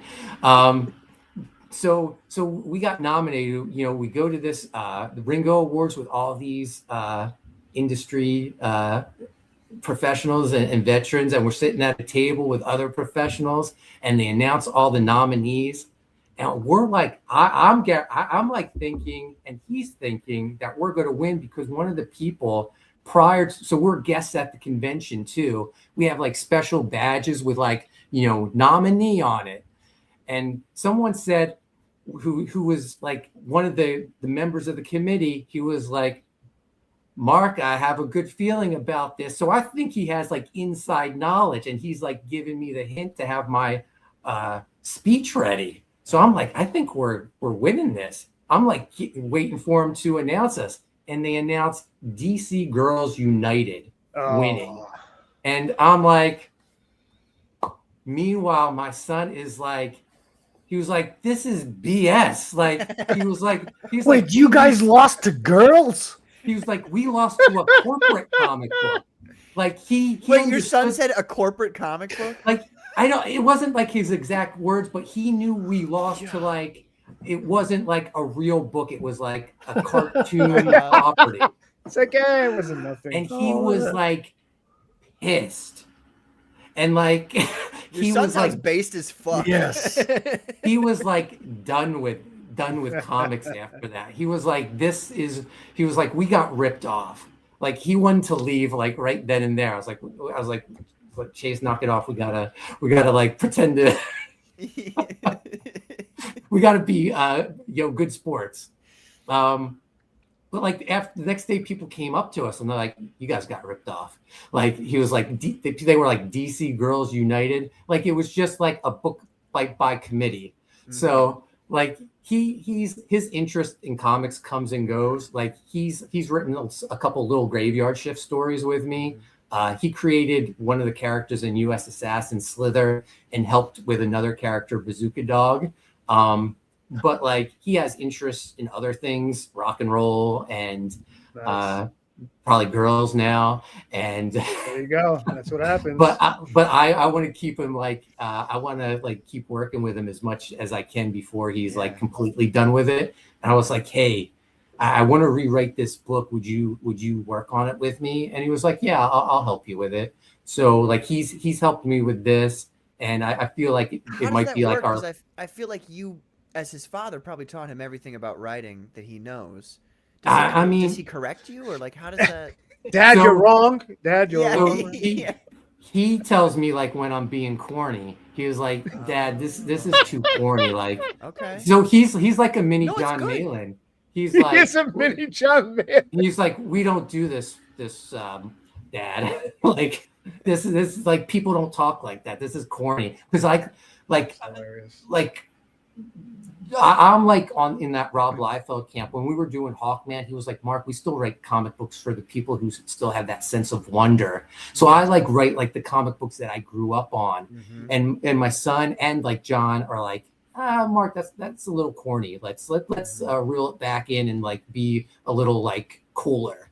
I was like, okay. I was like, I see your point. So yeah, I think my son reels me in a little bit, but that's a great thing to bring up. It's fascinating because like, I mean, he, obviously he's a younger generation, so he's looking around at his generation and he sees what they think is cool. So he's bringing that to, what you're doing right now. He's letting you know what's up. That's cool.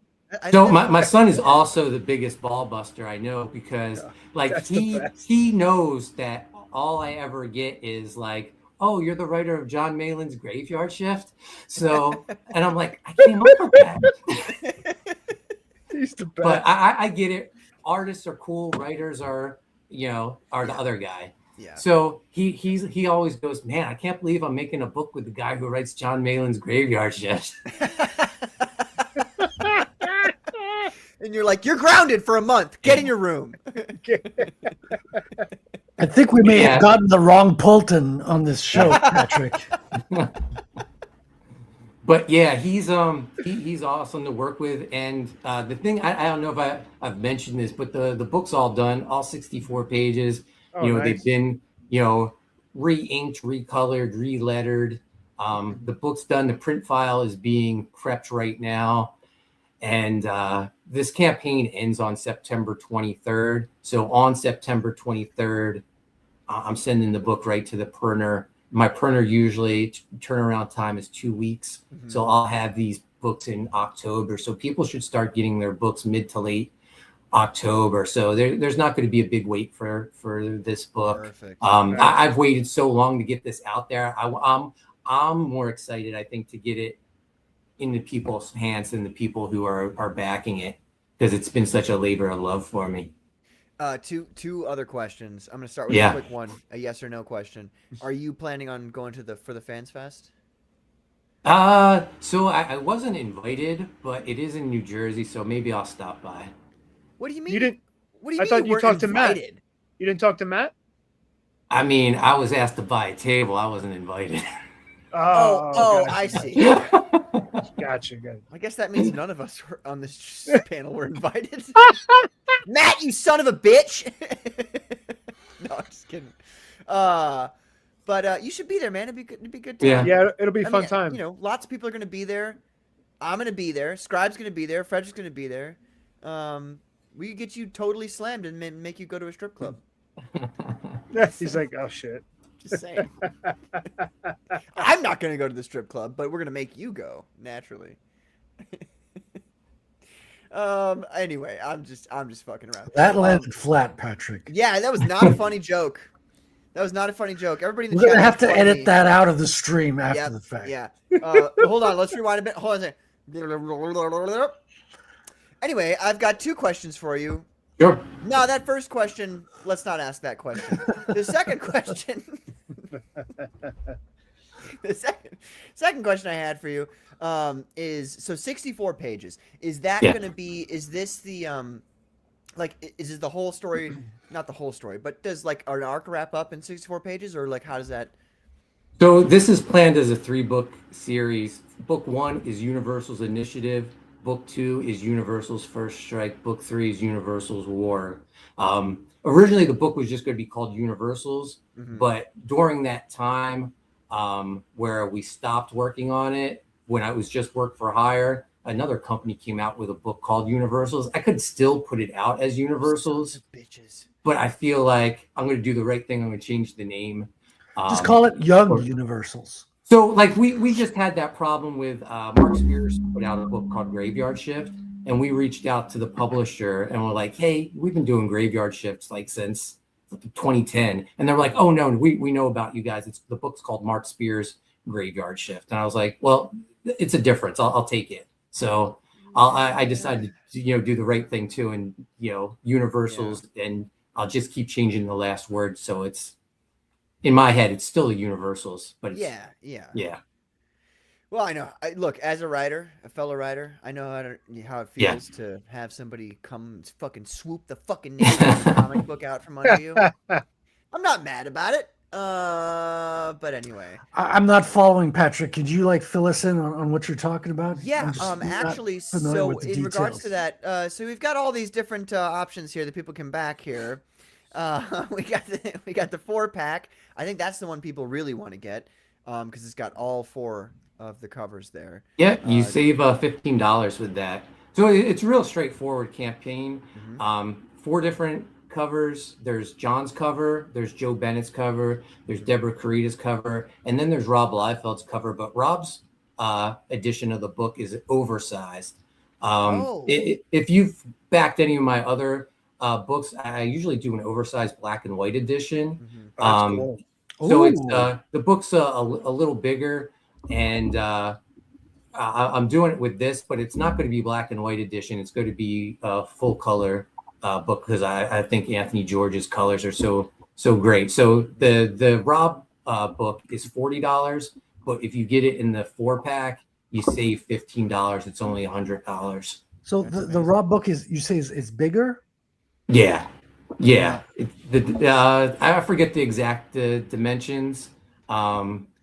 I think like so. It's a regular size comic book at the bottom here. Yeah, so like a regular comic 6x9. I think this one is.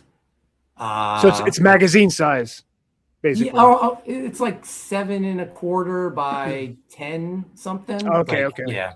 The European larger size. Yeah. Yeah. Okay. Well, that's not quite European. No. I mean, to be honest, most Europeans are a lot smaller, but another bad joke that nobody laughed at. Thank you, ladies and gentlemen. Yeah, leave the jokes to me, Patrick. I got this. Mark's like, there was a joke in there somewhere. Where was that? Oh my God. Great stuff here. And then, so this is actually, because you said if you've ever backed any of your other campaigns, I have Graveyard Shift. I want to say the last one. Was that 5? Yeah. Okay. I have that one, but I didn't know about any, because I kind of joined Comcisgate late. So I don't have everything that I should have, I guess is what I'm saying. Yeah, so this so I made a tier since John did 50 pages in this book, and I'm one of the writers. If you want more Poulton and Malin, you can get first 5 volumes of Graveyard Shift, all first editions, all at cover price. So you can get that. And since Chris Graves worked on the book, I decided to add some Poulton Graves, so you can get volumes 1 and 2 of Writhe in Pain as well. Yeah. Amazing. So yeah, like if you want to level up from Graveyard Shift with Malin, you can get the Chris Graves Writhe in Pain. I'm just digging that hole, baby. Digging Let's that hole, go. man. Just digging that hole. I'm sorry. Mark, I'm sorry. I'm actually not trying to like make it awkward for you, but it's kind of still funny to me. Oh, I'm fine. Okay. Anyway, yeah, these books look amazing, dude. Every single one of your books look really, really fantastic. Let's watch the trailer one more time. I want to back it up here. And also, can I ask you a real quick question before we do the trailer? Yeah. Is this an AI voice, or did you do the voice, or who did the voice? It's AI voice. Next time that you need a voice for a trailer, I will do it for free for you. Please, just let me know. Okay. I'm trying to get into like doing voice acting for people over their trailers. My normal voice sounds very annoying and shrill. I understand that, but I am a voice. I'm an actor, you see, and I can do lots of things. Yeah, Mark, don't accept his first offer. I would negotiate with Patrick. I think you could get him to pay you the voiceover. Right? Yeah. You actually might be able to get me to do that. I'm just saying. No, but like legitimately, I implore everybody who feels like they're compelled to use AI as a voice, like, let me do it. Like it's like 60 seconds out of my day to read this, or to to do it like 3, 4, 5 times till I get it right. It's still 30 minutes out of my day. So please, like, if you need a voice actor, I will do. God damn it! Fuck! Oh my god. Ladies and gentlemen, I'm so sorry, but this is happening again. It happened last time, and it's happening again.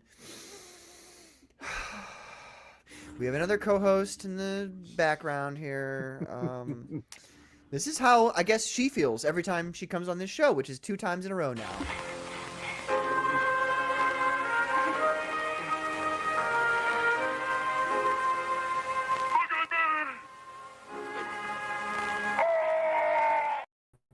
Ladies and gentlemen, it's hi, Patricia. Patty Cakes. Yeah, hi, Patricia. How I are just you? wanted to say, it's Patricia. Patricia, you no never one called should me. hire you to be an actor because I could do the best job. I can actually play a convincing man.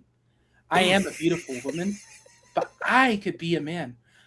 Mark, I offer all my acting services to you. In Carbon, I offer all my other services to Carbon's you. not here. There's no carbon. There's no carbon here. Scribe, I mean, Bitch. I'm sorry. You know how you Italians are? Bitch. You all look the same. You son of a bitch. We respect women on this channel, Scribe. No, God. we don't. What are you He's talking about? He's not You a woman. don't. The She's rest not of a us woman. do. You don't know Well, that. That's not what Switchblade was saying last week. Switchblade. Switchblade's a sick fuck. Patricia, did you get with Switchblade? Are you two a thing now? Let me just say, Switchblade should go get himself checked for a few things. Venereal diseases. Oh, so that's why you said carbon first. You're the one who gave him chlamydia. Yep, you're the one. I just have to say though, I don't kiss and tell. But you That's might want to get okay. yourself checked, Switchblade. I'll let him know. I just texted him. Oh my god. So Patricia, what just out of curiosity, like what inspired you to come in here and totally interrupt this great interview we're having with Mark here? You want to explain that? Really Well, quick? I love his work on Graveyard Shift, and I don't know if you guys know this. I'm a huge fan of John Malin's art, and I love you, Mark. How big of a fan? I'm just gushing. I'm gushing. How big of a fan are you? Wow. A very big one. Interesting. It gets bigger every day. Okay, well, ladies and gentlemen, it was great having Patricia here. That was really a wonderful time for everybody, I think, involved. But yeah, so anyway. You need to reconsider this rule of no girls allowed, Patrick. We need to make it a firm rule now. Yes. I think Patricia already has something firm going on there, but yeah. Patricia's a So whore. we're gonna go ahead and move on from that. Anyway, that's like the same level of like farting while you're giving your pitch. You know what I mean? Like Mark's trying to talk about his book, and then We have this, it's just. You let it in, dude. You let it in. That's on you. What am I supposed to? I don't know how she keeps getting the link, dude. Okay. God, it's not my fault this time. It's okay. But anyway, Mark, seriously, if you ever need a voice actor, just all you got to do is like literally just like send me the copy and then go, I need this in a week, and I'll be like, all right, and I'll Don't forget the If invoice. you like it, you like it, and if you don't, whatever, All right. Next time I need one, I'll let you know. for sure. Want to play the trailer again? We will play the trailer. Let's play the trailer one more time here, folks.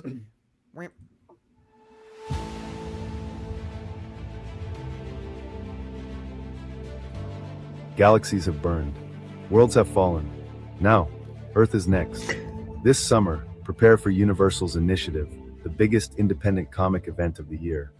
A brand new superhero graphic novel series where ancient mythology collides with cosmic warfare. Written by the award-winning father and son team of Mark and Chase Poulton, Universal's Initiative is the culmination of years of world building.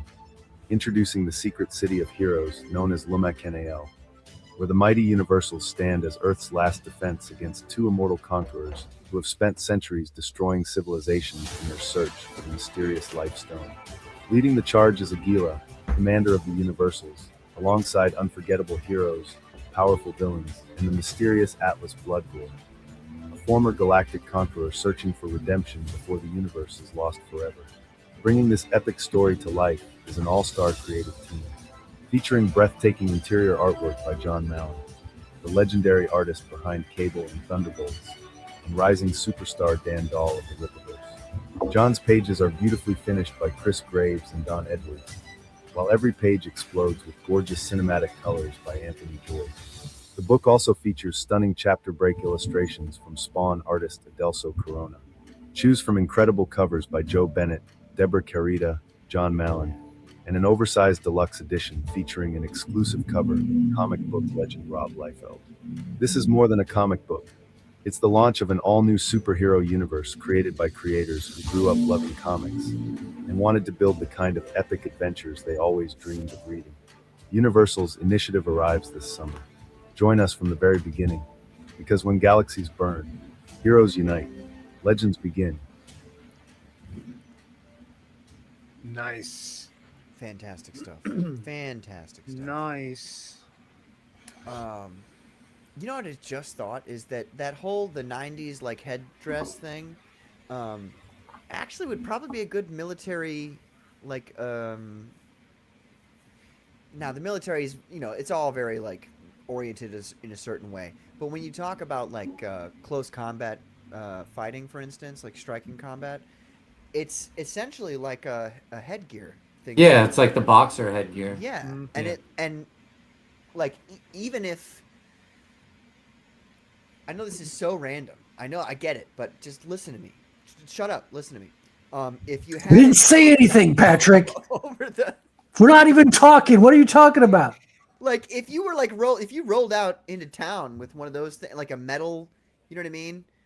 Like nobody could really like that covers all of the best parts of your head that people could hurt you with, really, other than your nose. But then again, if you break your nose and you stop fighting, you're a pussy. No, because if you have the side thing here, that protects your nose.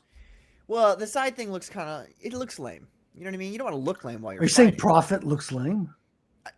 Well, yeah, actually, sometimes Prophet is lame. Got to be real. Wow. Sometimes you just want to look sick. You know what I'm I just saying? got a text from Rob Liefeld. He canceled next week's show. I'd love, how great would it be if there's the three people I want on this show that I've never had on this show.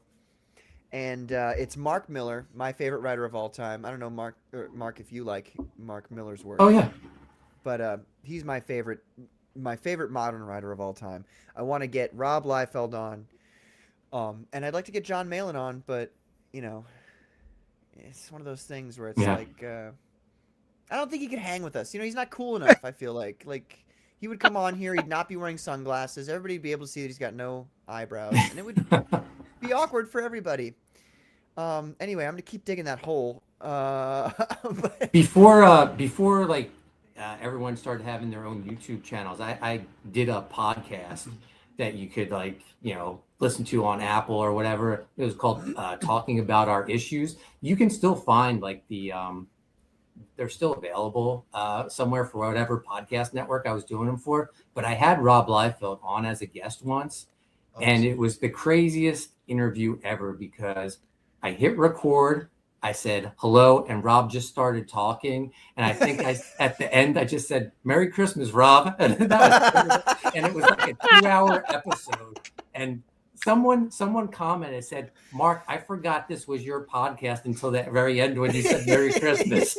Merry Christmas. He just took it over. Yeah, and it was amazing because he's a storyteller. He has a very big personality. Just he takes over the room. Hey, sometimes when you're like, I think for me it's easy to run a show and to get people to answer questions and stuff, but like sometimes you like to have those guests who are like they just take over the whole show. Well, Rob Liefeld is freaking passionate about comics. Like he's got a love for it. You should like take notes from him, Patrick. No, I should actually. No, legitimately. I feel like this whole I've been running wild with it though. Like this whole Rob Liefeld, his latest controversy where Louise Simonson was taking like some credit for the creation of cable, and Rob said, "I'm Rob effing Liefeld." So I've just been calling my cover the Rob effing Liefeld cover. It's the best. Cover, yeah. It's the best. Let's go. He's still beefing with Snyder too, right? He still has that. No, they patched things up, and I'm like, I'm glad you guys are friends now. I still got fired. Like, right? Doesn't help you at all. Thanks, Rob, but I still. No, but I mean, it's cool to like, whether or not you agree with Rob. I think it's really cool that he like just says what he thinks. Most people don't do that. They play this corporate game where they're like, well, I don't want to offend these people, or I don't want to offend these people. I just want to like, play ball with everybody. Yeah. I like the fact that he's like, I'm fucking Rob Liefeld. Like, get fucked. Like, I hadn't. Do what I want. I hadn't talked to Rob in years, and like 2 San Diego's Comic Cons ago, I went with my fiance, and I just so happened it was one of the times Rob was at his booth, and he had this huge. I thought it was like, I was like, oh, I guess his line just started, so I just like stepped at the back of the line. I didn't realize it was so long they had cut it off, and the rest of the line was on like the other side of the aisle. But I just wanted to say hi to him because I hadn't seen him in so long. So I'm standing there, and he's like great with his fans, interacting, and he just looks up and he catches me out of the corner of his eyes, and he just like stands up and points. He goes, "Everybody, that's Mark Poulton. He used to write Evangeline for me, and he's going to write a lot more in the future." And I'm like, "What? I am?" And awesome. It was amazing because like I hadn't seen him in years, and so I just waited in line just so I could like talk to him. And it was right when Deadpool Wolverine came out, and my fiance and I had saw it the night before, and I was just telling like how happy I was for it, and he was like, "Oh, Mark, I'm so happy to hear that." He was like, because he had reached out to me before about doing some new Evangeline, and he asked me for pitches, and then I never heard from him. And he goes, I have all your pitches, Mark, and we're going to work on it. And I was like, oh, okay. I'm happy to hear that. But I was just like excited to see him because I hadn't talked to him like in so long. I think since that like podcast where he just like took over my show and talked for 2 hours. and then like I was still like, it's just so Rob, like, and then like new Evangeline was recently announced, but I'm not involved in it. But I still keep thinking, oh, eventually he's going to hit me up. But it was just cool seeing him. And like, I don't know, he's such a character. Like I had this idea of when I was a kid of what it would be like working with him. And it surpassed like everything. Like I heard the horror stories, and I was like, I've had like all these cool stories like to share to people. Some of them probably aren't like fit for like live streams and stuff, but I have these stories, and I feel like the only people who like can share these are like people who have worked for him or like have been friends with him over the years. It's like our common bond. But yeah, it was just so cool to reconnect with him after all those years. Really quick, I want to say hello to some folks in the chat here. We have Tank Ferret. What's up, Tank? Thanks for being here, brother. We've got what up, so Tank? far back in the chat here. I'm so sorry, guys. I really You know, this is the problem with me is that when I get involved in a conversation, I just fucking ignore the chat entirely. I'm sorry. We got Wilberforce Wooster. What's up, Wilberforce? Thank you for being here. He says FJJ. Why? JJ's a great guy.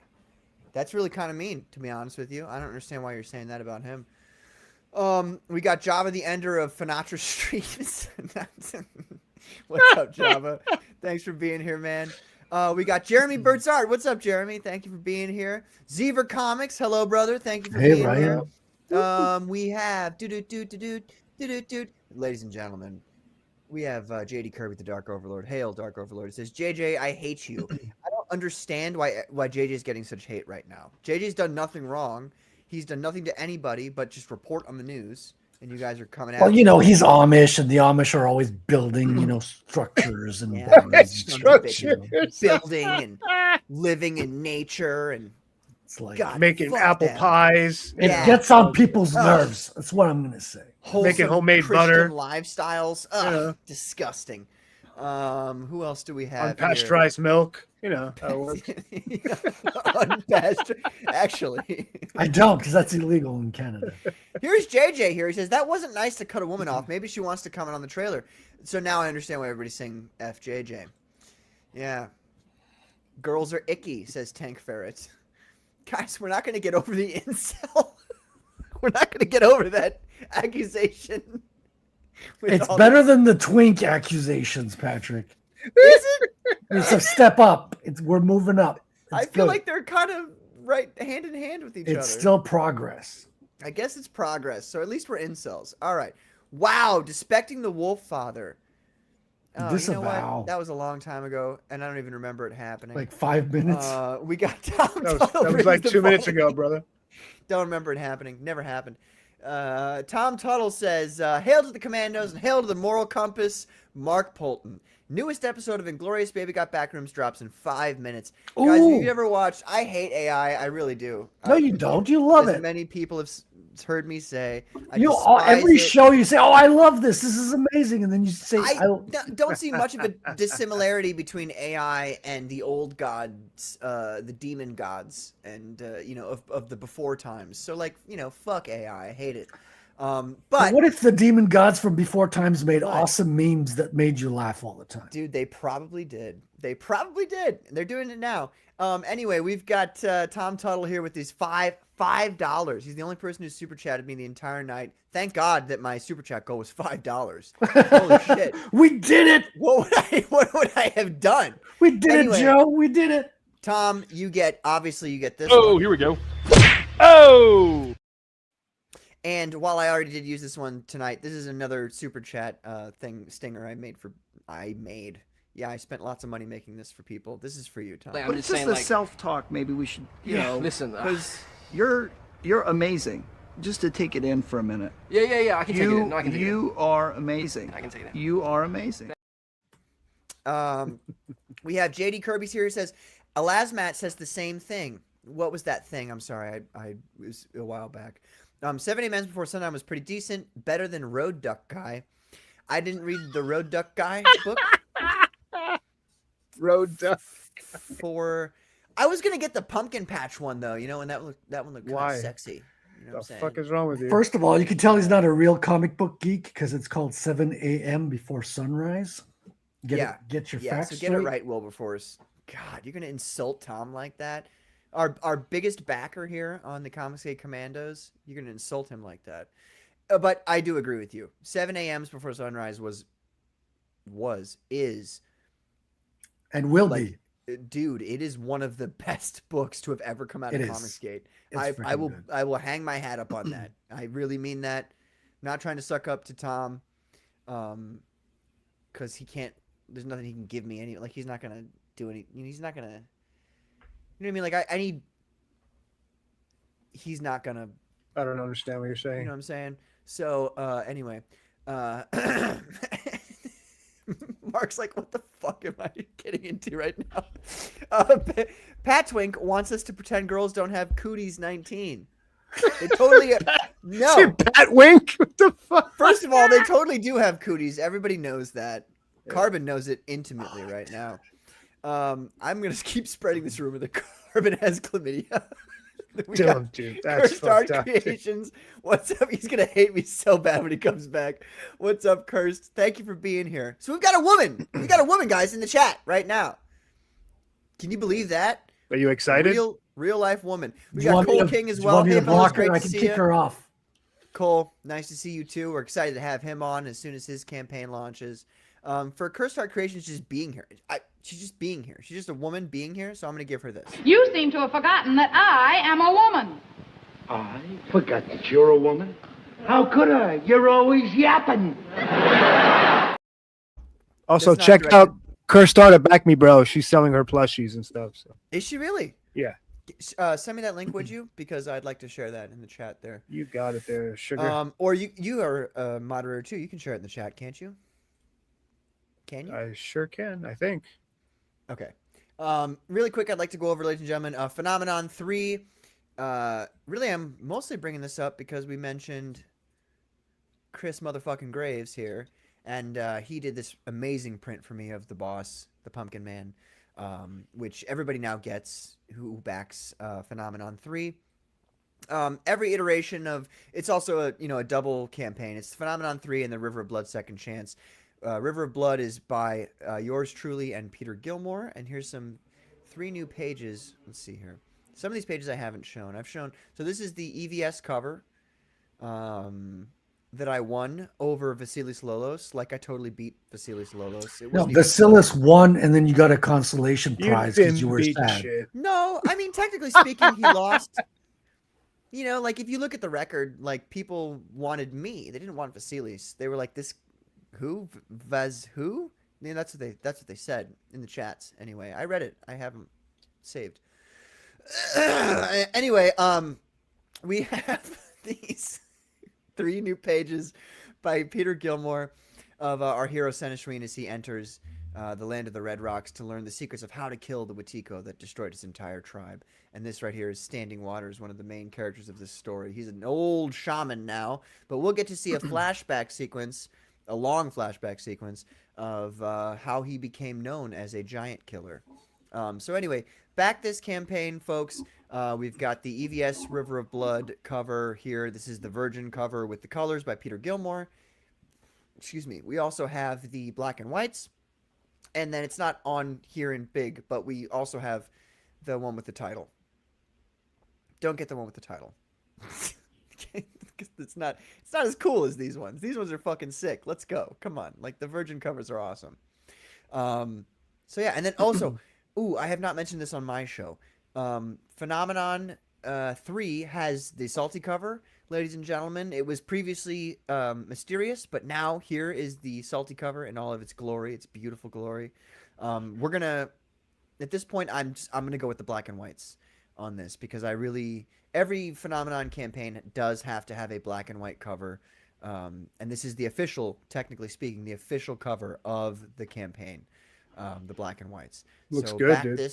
Yeah, dude, it's spectacular. And this is the Lantern cover. So while the last one was the Spetsnaz cover, the Russian Spetsnaz communist cover, this one is the counter-revolutionary Lantern group cover, the rebels, if you will.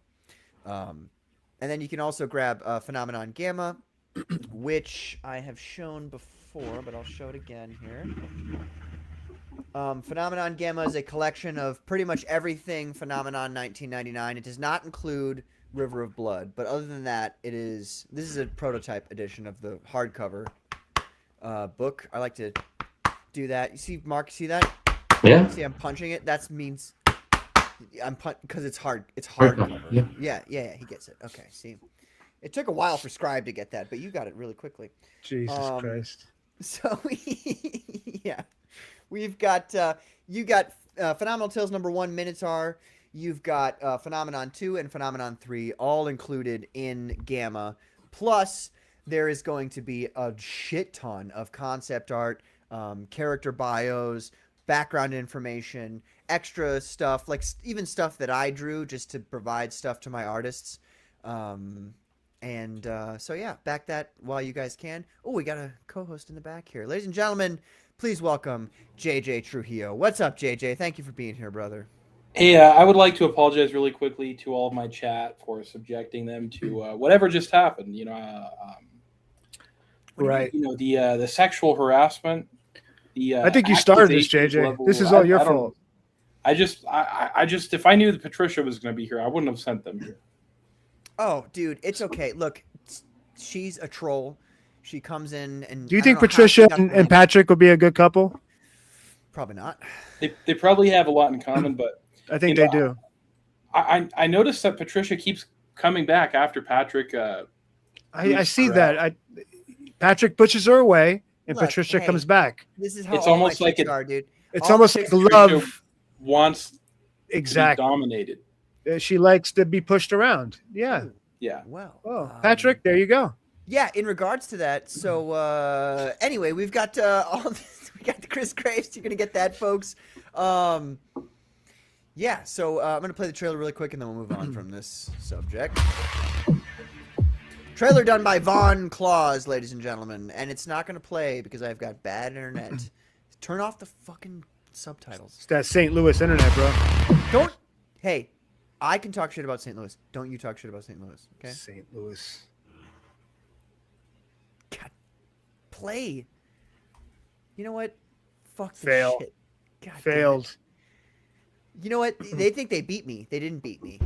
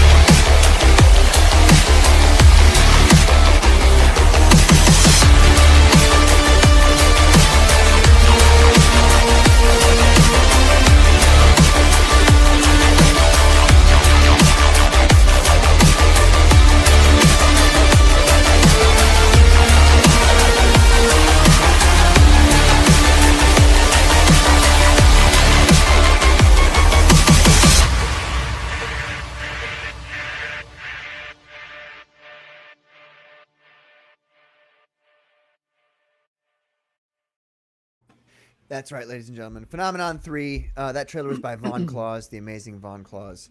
I really thank him for that. It was probably the best trailer he's... Like, he said this to me, and I also feel like it. It's probably the best trailer he's ever done. Oh, wow. But, yeah, spectacular stuff. Phenomenon 3, ladies and gentlemen. Grab it while you still can. You can grab it for a long time. It's going to be open for a while. I'd probably say till November. But, yeah, it's a continuation of my Phenomenon 1999 story. And let's see here. Now, moving on, I have, ladies and gentlemen, a little something something in the package here. Yeah, let's see what's going on here. What's going on, my? So I've been really waiting a long time to get a certain book. Like, I'm super stoked about getting this book. It's a really wonderful independent artist. Many people know him. Mark knows him. Mark's worked with him. So long story short, I've been really waiting for Black Riding Hood. You know, I'm very excited about Black Riding Hood 2. And what do we have here? Oh, it's Inglorious Rex 3, ladies and gentlemen. Wow. Nice. Wait a minute, what? Inglorious Rex, I thought for sure that I'd get Black Riding Hood before Shane beat John, huh? Huh. You need to stop with the Wolf Lord slander. What's going on? Yeah, you're gonna get slapped. What are you talking? I haven't said anything bad. I was excited to get Black Riding Hood, and now I've got... What do you think? Mark, what do you think of Black Riding Hood? I wrote Black Riding Hood's first appearance. People don't realize that. You did? First published appearance is Graveyard Shift 4.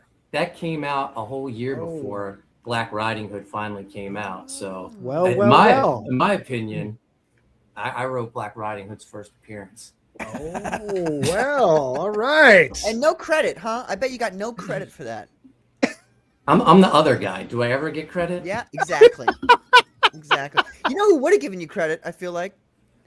Probably Shane Davis. I don't think you would have given me credit either. Credit, probably. I'm just saying. Just saying. But anyway. Oh my God. All right. I'm sorry. I'm a shit disturber. I am for sure. JJ, how you been, man? What's going on? Yeah, I'm doing pretty good actually. Great. That's awesome. It was great to have him here. It's good to get his updates weekly like that. Like we want to know how he's doing. He keeps us informed. Bye, JJ. And he's so Poor JJ. upfront about it. You know, he never like holds back. He just lets you know exactly. And he's brief. He doesn't go on and on and on about it. Linger. You know? He like fucking linger. Allows the show to go on, continue. I like that. But sorry. Wow. This is Right? you know, Patrick, you remind me of all my friends in middle school, dumping me in trash cans, playing hide and seek in the locker. Were you picked on in school, JJ? No, It's no. okay. What are you talking about, Scribe? They were my friends. No. They'd always ask me for my lunch money. Oh yeah, that was me. They were Sorry, I didn't mean to. I'm sorry. I was hungry. We want from I me. was hungry. I didn't want to use my own money. You were 100% the bully in No, I in grade wasn't. school. No. Yes, you were. No, I bro, wasn't. for No, I sure. was not. I was not. I was never there. You were the guy that gave JJ and I didn't go to Frederick school. and me complexes. Okay, you're that guy. Maybe a little bit. But I did it because I liked you. If I picked on you because I liked you, it's the truth. Yeah. That's why Patrick picks on me too. This is how friends show each other they love each other. I thought you were done. What? I thought you had finished your sentence. Okay. My bad. Wow. Real quick, I just wanted to push back a little bit on a guy in the chat. I see Clipiverse. He says, "Good show, JJ. The JJ show equals best Commando." I disagree. I think Damn. best Commando. Clipper. I think he. Where the hell you at? Where you at, Clipper? Should be here. Put him on the list again, Frederick. You know, hold on. Yeah, Clippa, you missed your jogging during the chat again. You're not going to lose weight if you keep missing your weekly jog. I think we need to add a Noted, Clippa. Noted, Clipper. Just so you know, Mark, you've been put on the list too for your tangential association with John Malin. Patrick, he's just here dissecting you, looking for a weakness. Be That's careful. right. That's right. I was actually trying to. The whole reason you're here, Mark, is for me to get dirt. You know, on other folks. That's the only reason you're here at all. Is for me to get dirt so that I can use. I don't know anything. Sorry.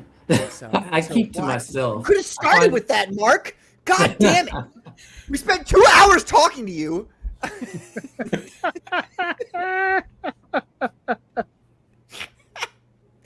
Oh my God! No. I'm obviously it's all. But anyway, I'm sorry. You know, you keep saying you're sorry. That's Canadian heritage. You're culturally appropriating Canada. I'm French now. Canadian. You forgot that. Yeah, he is ethnically Canadian. I don't You're know not enough of a percentage. You need to disclose You these don't things even before you pronounce. invite You people pronounce on. it St. Louis and not St. Louis. How the fuck are you French Canadian? No, it's because it's pronounced St. Louis. Look, you go over to East St. Louis and you talk to them folks over there, and you ask me. You tell me if they call it St. Louis or St. Louis. Are they French Canadian too? I'd love to see French. No, they're go over black. to East St. Louis. That would be so funny. Mark, French in East St. Louis, like, bonjour. St. Louis. Mark, They're did Patrick "Fuck you, disclose to you? St." Did Patrick disclose to you that he's ethnically Canadian? That there's another Canadian co-host here? Like, did he tell you that before you agreed to come? I had no idea. Oh, you're Canadian too, Mark, aren't you? No. Oh, I'm sorry. I didn't mean to How insult dare you Everyone thinks insult that- him in such a manner? I'm from New Jersey, but That's right. Everyone thinks I'm Canadian because I worked for a Canadian publisher for so Oh, many that's years. why I made the link, Yeah. because you talked about You got that. two I was like- Jersey boys here. Don't fuck like, with us. why would an American work for a Canadian comic book? Look, Mark, you gotta look. I don't want to dox you or anything, but do you live close enough to Jersey that you could come for the Fans Fest? He's in Yeah. Jersey. Yeah. Okay, I just didn't want to. I didn't know. I didn't want to put you on the spot, but like, bro, you got to be. Come on, Mark, man. come You gotta down. It'll come. be fun time. Yeah. We'll have a great It'll be fun. time. Yeah, it'll be a good time. It'll be a great time. I'll consider it. Yeah, just if I'll Patrick give you a offers you any shirt with drinks, Joe don't take Sontag's them. face on it. Oh. Just his face. I promise. I'll give it to you if you come down. Yeah, don't accept any candies from Patrick or drinks. So He's like, You guys are twisting my arm. I'll consider it. Yes! You should. It'll be a real good time. Real good time. We're gonna go gambling with Malin at the end of the night. They're gonna go gambling with Malin. You can join them. That'll be fun. Gambling with Malin. You're not allowed, Patrick. You're out. I don't gamble, so I wouldn't be there anyway. Malin's gonna shove me in a dumpster. I bet he would. He'll pick you up by Make your him britches. put you in a locker, and I'm gonna give you a wedgie. He's gonna give you a wet willy. And he's gonna take my money so he can buy some food at the hotel. I mean, Yes. it's got some nice restaurants. There's lots of things you can I'm buy. gonna take your sneakers too. Hey, I like your sneakers. Give them. That's what it's gonna be. And give me your lunch money while you're at it. Oh my god. Well, JJ, so you just wrapped up your show. What were you guys talking about on your show just now? Well, we were talking about the Green Lantern show, the Lanterns, and we were talking about people who pretend to be reviewers on YouTube, but they don't actually review the thing that they're talking about. Exactly. They just say the word "The Last Jedi" over and over again. Lanterns every Tuesday. Did they actually? CG Did After you Dark. watch somebody who mentioned The Last Jedi? Yeah, and both Nerdrotic and Critical Drinker, they just kept rambling about The Last They Jedi. really did. They said The Last Jedi. And then there's a part 2 where Nerdrotic was like, I really love Emerald Dawn, and then he goes on and he says, it makes no sense. How's Hal giving his ring to someone else? But it's like, well, in Emerald Dawn, Hal got his ring from Abin Sur. They don't know anything. They don't know anything, dude. They don't know anything. Okay, go back to Cursed Art's comment. She said we I need will in a babysitters. second. Art Hyde says, "Hey Mark, what part of Jersey are you in, and when are you out of the house?" Don't say it. Don't answer that. It's a trap, Mark. Don't answer it. Don't answer it. She says, Cursed Heart says, I still think you all need, still think. So she's expressed this opinion before. My wife is coming. She's my babysitter, so that's all need an good. adult. Your wife's coming? Yeah. Who invited her? I did. Ugh. It was gonna be supposed to be a whole weekend with the boys, and now you have invited this Foyd into our ring. Patrick, when Scribe says his wife invited, she asked him, she's like, wait, so you're gonna go drinking? You're gonna be hanging out with Pat? Yeah, I'm going. He's like, yeah, honey, I wanted you to come. I swear, I just forgot to bring it up. Yeah. Oh my Don't god. hit me with the frying pan again. Italian woman, man. Fine, you can Italian come. woman. God. They're angry. Brava, She's Mexican. brava. She's Mexican. Just as bad. Oh, igual de bravas. Look, I'm not gonna cross her. Okay, I know already. Like, there's not a damn thing I'm gonna say. To She's her. a white Mexican. What are you talking I'm about? gonna make her. She's gonna love me by the end of it. She's gonna be like, that your friend Patrick. He's a good guy. She's a Mexican asshole. She has no accent. That's what she's gonna say. She's gonna be like, Scribe, you choose such a great friends. She's not from Mexico. All right, but what do we got here? When We Scribe got rolls up, she's gonna hand him like a bag. She's like, "These are your tacos, so you're not hungry. Here's some gordas. Here's some chicharron." And then she's just gonna like keep piling it up. Chicharrones. I'm gonna be like, this is the greatest day of my life. I get free tacos. He said chicharrones. Oh shit. So I found a video with you in a dress, Patrick. Well, then we don't need to watch this then. That was really quick. Wait, was that Ethan? Wow. Was that AI Ethan? Did Tom do me dirty in this last AI video? Did he do me dirty, Frederick? Tom's the one who super chats you every week. I don't know if you remember that. I remember that, but if he put me in a dress just now, that's. Was that you in the dress or was that Patricia? Please play it. Play it. Oh my God. Mark, do you want us to play it? You're our guest. Do you want us to play it? Mark, say yes. Yeah, play it.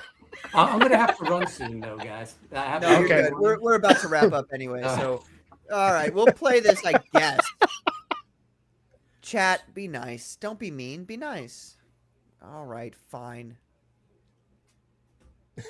Go ahead. You two Italian. Damn it, Tuttle. You two Mexican gentlemen should take your seats. I need to have a private word with Senor Quinlan and Senor Manfredgen Senton. What the fuck? Dude, there's a lot of Brits here tonight. Scary. Tell me about it. I just took a piss next to that farmer guy from Babe Pig in the City. The fuck? You're sure you've got the plan down? You give the go code, I grab the DVDs. And what's the go code again? When you lean out that little window thingy and scream, shoot the moon. It's been fun pretending to own a theater with you. It'll be even more fun climbing Mount Tommy with you. Tommy. What the fuck? Climbing Mount Tommy. I love Tom right there. Doctor, give us the news. We've got a bad case of loving Tommy. Senor Manfredinsentin, would you mind if I talk that to Patrick Patrick? alone for a moment about a strictly ancillary matter that has absolutely zero to do with you, so there's no reason you shouldn't just wait right here? No problemo. Have a seat, Patrick. I shan't be a moment. Fuck you, Tom. Grab the idiot in the lobby, the one in the sombrero. I don't care. Hit him with a rubber hose, stuff him in a sack. I don't care. I'll catch up with you shortly. Oh, Patrick, I could just strangle you. You're working with that moronic buffoon Tuttle against me? That's a spurious, specious, and supercilious accusation, sir. Against me? Well, look what I found in a French karaoke bar. The fuck? Is that JJ? Look out, That Elizabeth before- Manfredinsentin. Here I come. My date is a roulette wheel. I can explain. Can you? Oh, I was rather banking on you not having follow-up questions. However, you're in luck, Patrick. There's a way you can get back in my good graces. Have you ever read The Prince and the Pauper? What's going on, man? Dude, I don't know. That's half the fun of these little shorts. What the fuck? That made no sense. You know what I hate about AI? Nowadays, we're gonna have people like Patrick, like, that wasn't me in a dress. It's just AI. Like everything embarrassing, people are just gonna be like, that was AI. Like, that wasn't me. It wasn't me in that dress. What are you saying? Uh-huh. Oh my god. You expect me to believe that that wasn't real? Okay. Mark, welcome to the Commandos. All right. There you go. He doesn't know the half of it. I don't think Mark is going to want to come back. Mark doesn't know the half of it. Mark, He's going to get off this show. He's going to call. He's going to be calling John Malin. Don't go on, John. Don't. Whatever you do. They've been talking shit about you. Mark, first of all, if you tell John that I talk shit about him, you're dead to me. Okay. Second thing, do you see how it is though, Mark? Like I try to run a good show. I try to make you comfortable. I try to ask questions about your life and make things good for you. And these guys they lay into me. Like what do I do to deserve this kind of heat? You know what I'm saying? Yeah, no. See, you get it. I've been there. I host my own show. I've been there. Yeah, he gets it, guys. He's a writer like me, like an artiste. You know what I'm saying? Right. He A gets it. fucking He writer over here. understands what it's like. The struggle of being a writer. Like nobody really understands. At the end of the day, okay. First of all, let me tell you something about being a writer. Nobody really understands.